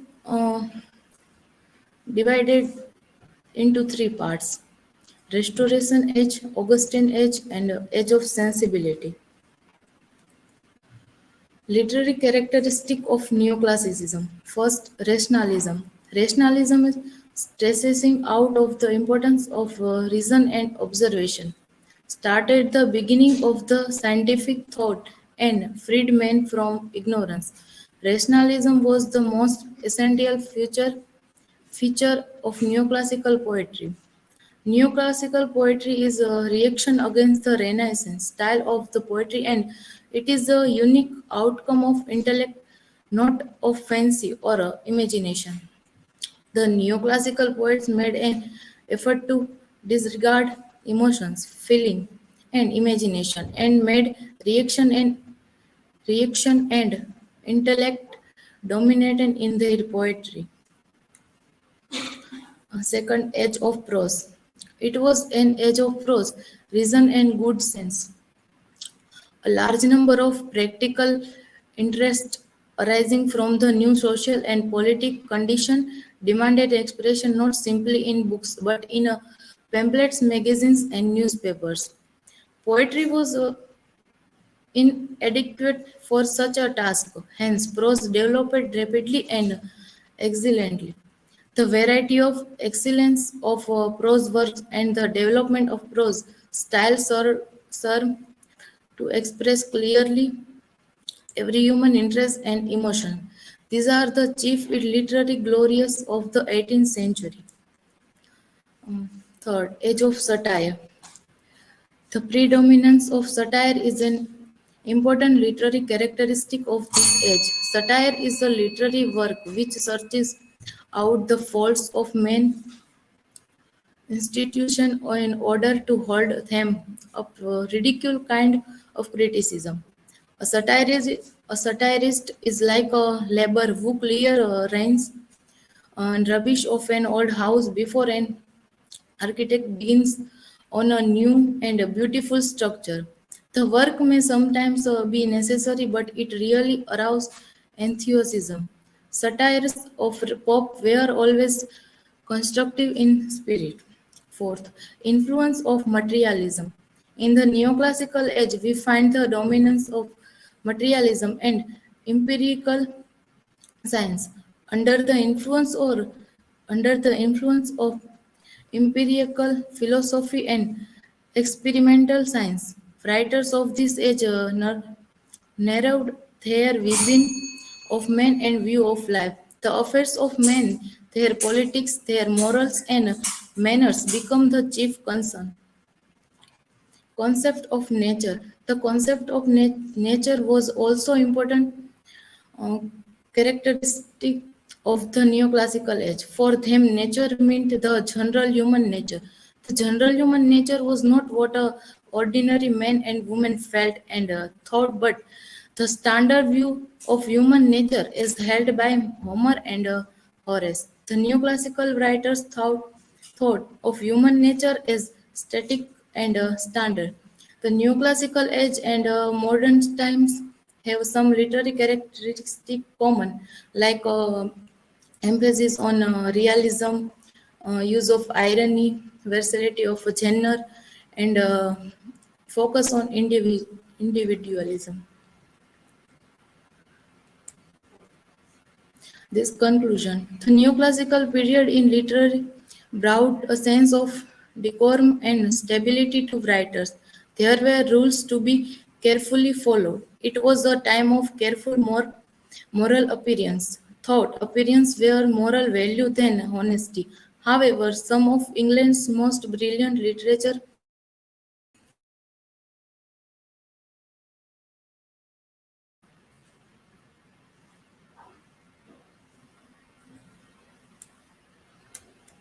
Thank you.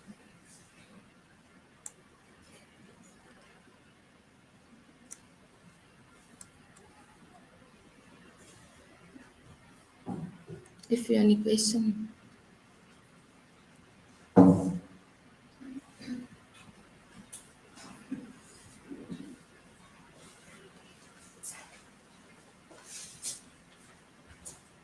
Kinjal, my question is what were some common themes in neoclassical literature? Neoclassical literature emphasizes on realism, order, morality, and classical ideals. And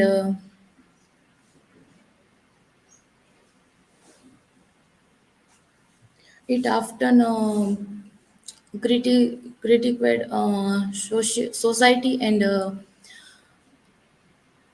society and value value and explore virtue and social norms. Next.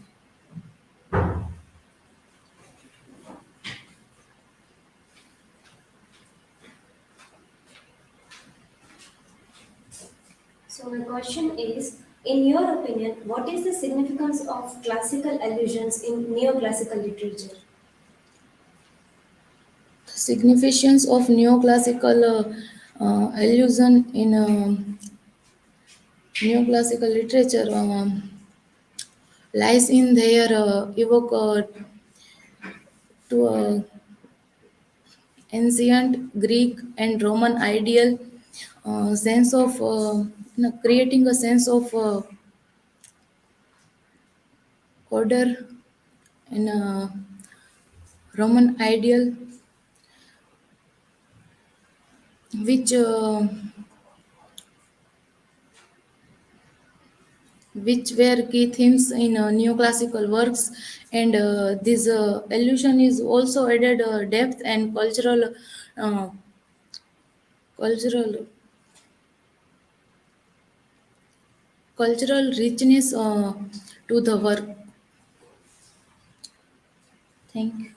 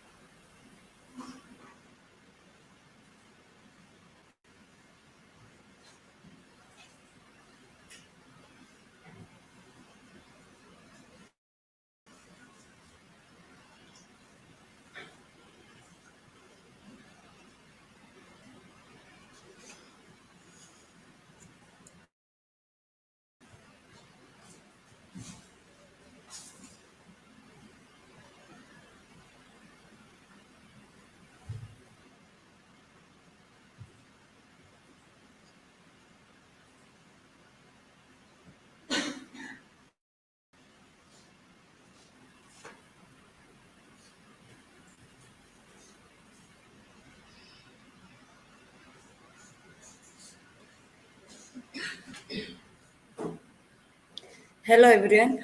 Good afternoon. Today, last day of the presentation. I am Khushi Rathod. Uh, Today, my topic is a critical study of the Wordsworth nature poem. I wandered lonely as a cloud. This is my personal information. This is the point two I discuss. First, a brief information about the poet William Wordsworth. Timeline 1770 to 1850. He was born 7 April 1770 and died 23 April 1850. He was a poet. Literary period is a romantic. Genre is a romantic poetry and romantic literature. He was 8 when a mother died, and he was 13 when fathers died. He attended Hawkshead Grammar School and then John's College, Cambridge. He traveled Europe, met Samuel Taylor Coleridge in 1795, published the lyrical ballad with Coleridge in 1798. He married Mary Hutchinson in 1802, had 5 children together, published the Prelude posthumously in 1850. Wordsworth's famous poem Tintern Abbey, published 1798, London, published 1802, The Solitary Reaper. Second, the resolution and independence. And third, to a beauty butterfly, 3 poems published in 1807. First, introduction about the poem. The poem written by William Wordsworth, as known as the Daffodils. I've mistake original name.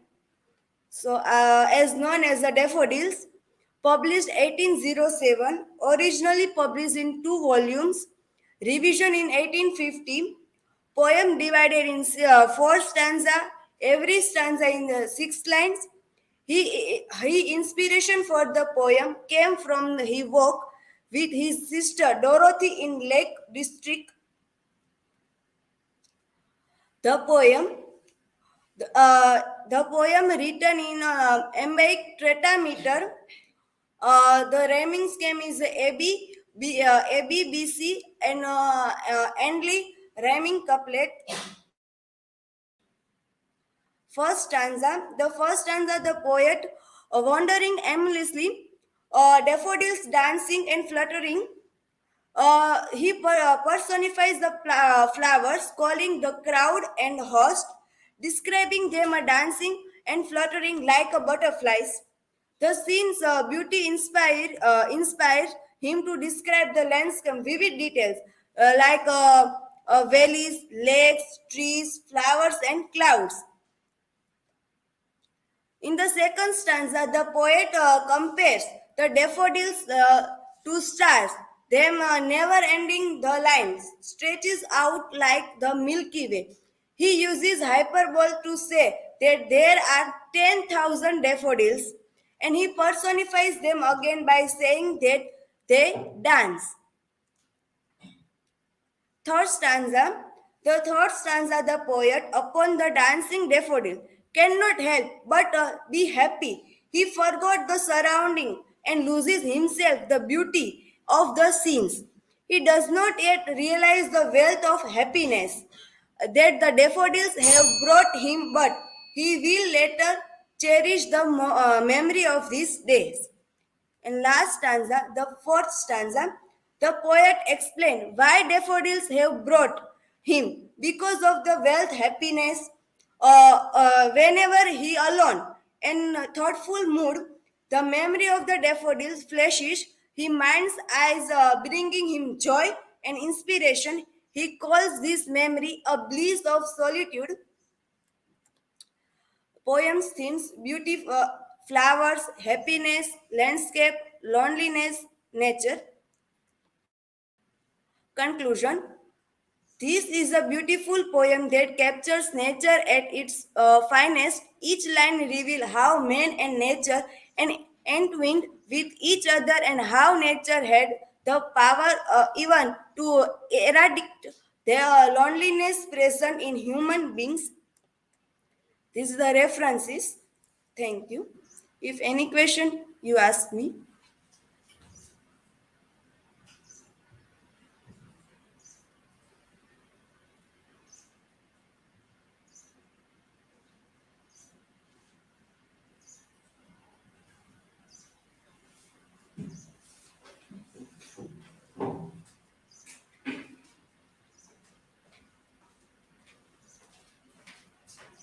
How does the poem reflect the romantic ideals of individualism and the sublime?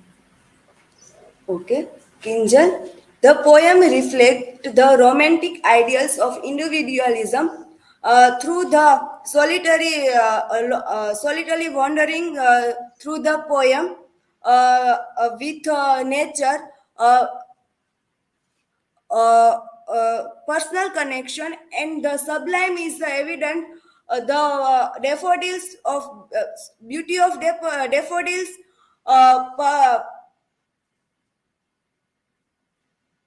Powerful emotions and romantic fascination of the grandeur of nature.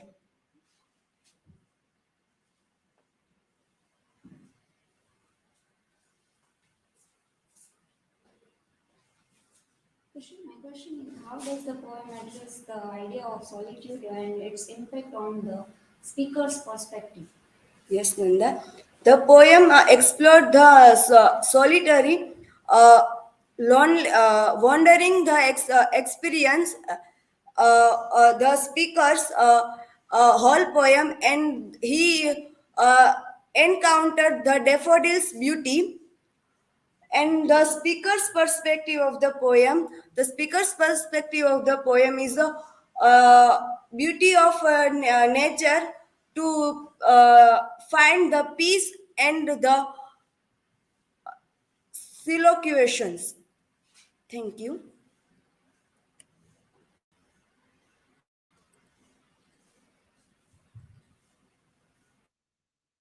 Okay, so that was the last one, the morning slot.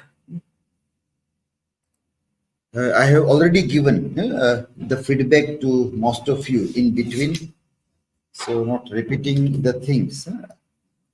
But I would say at the end of 5 days, that how you all performed and where do you stand within this group. There are 3 groups, so we have a separate way that we see people standing from top to bottom. In this group, Yashraj performed very well throughout the days, and in all the things from technical things to making slides to making presentations and answering questions. So that there are various parameters on which you are tested. You may be good in one but very poor in another, then you cut down your score, overall performance. Yashraj did quite well in this group. Then second group, we have parallel UNNATI, TRUPTI, RIYA and PALLAVI. You 4 performed at par with each other and quite good enough also. After that, we have RESHMA and NANDA, their performance. Somewhere either language problem or technical problems are there where you need to improve. RESHMA and NANDA. RESHMA has good command of language, but technical things and making better slides you need to work on. Content also need to be improved for both of you. Then we have the group of other students who need to work in many levels. Right? Your presentation, answering questions also was very poor, like SHRUTI, PRIYANSHI, and KHUSHI. You have to work on this all capacities. Command over the content on which you are going to speak, that also you need to improve. Citation parts were still very poor, so research writing you need to improve, and lots of technical things also you are still not able to control. So that we hope that at the end of the next semester you will be able to do it in a better manner. And then KINJAL is the last one, who requires lots of improvement in all the capacities also. So this way you all have performed in 5 days. We hope you will learn from whatever mistakes you have committed or whatever things you think you need to improve in second semester. And at the end of the semester, we will see that we give you new instructions, not the old one. We would not like to repeat the same thing again and again, but you make new errors. Mistakes and errors are always welcome, but it should be newer one, not the older one. So make new mistakes so we can learn something new from our mistakes. Finally, also that I don't think from your group anybody's parents or family members or friends joined or encouraged you by watching your live videos. You might have seen perhaps that in the semester 3, many students, parents were also joining when their turn comes. They were also making comments, also encouraging.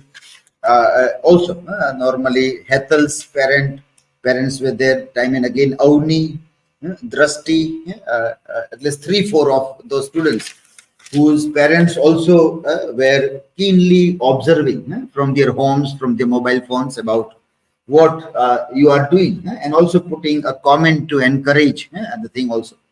So involving family members is also a good aspect, that they may also be curious to know what are you doing.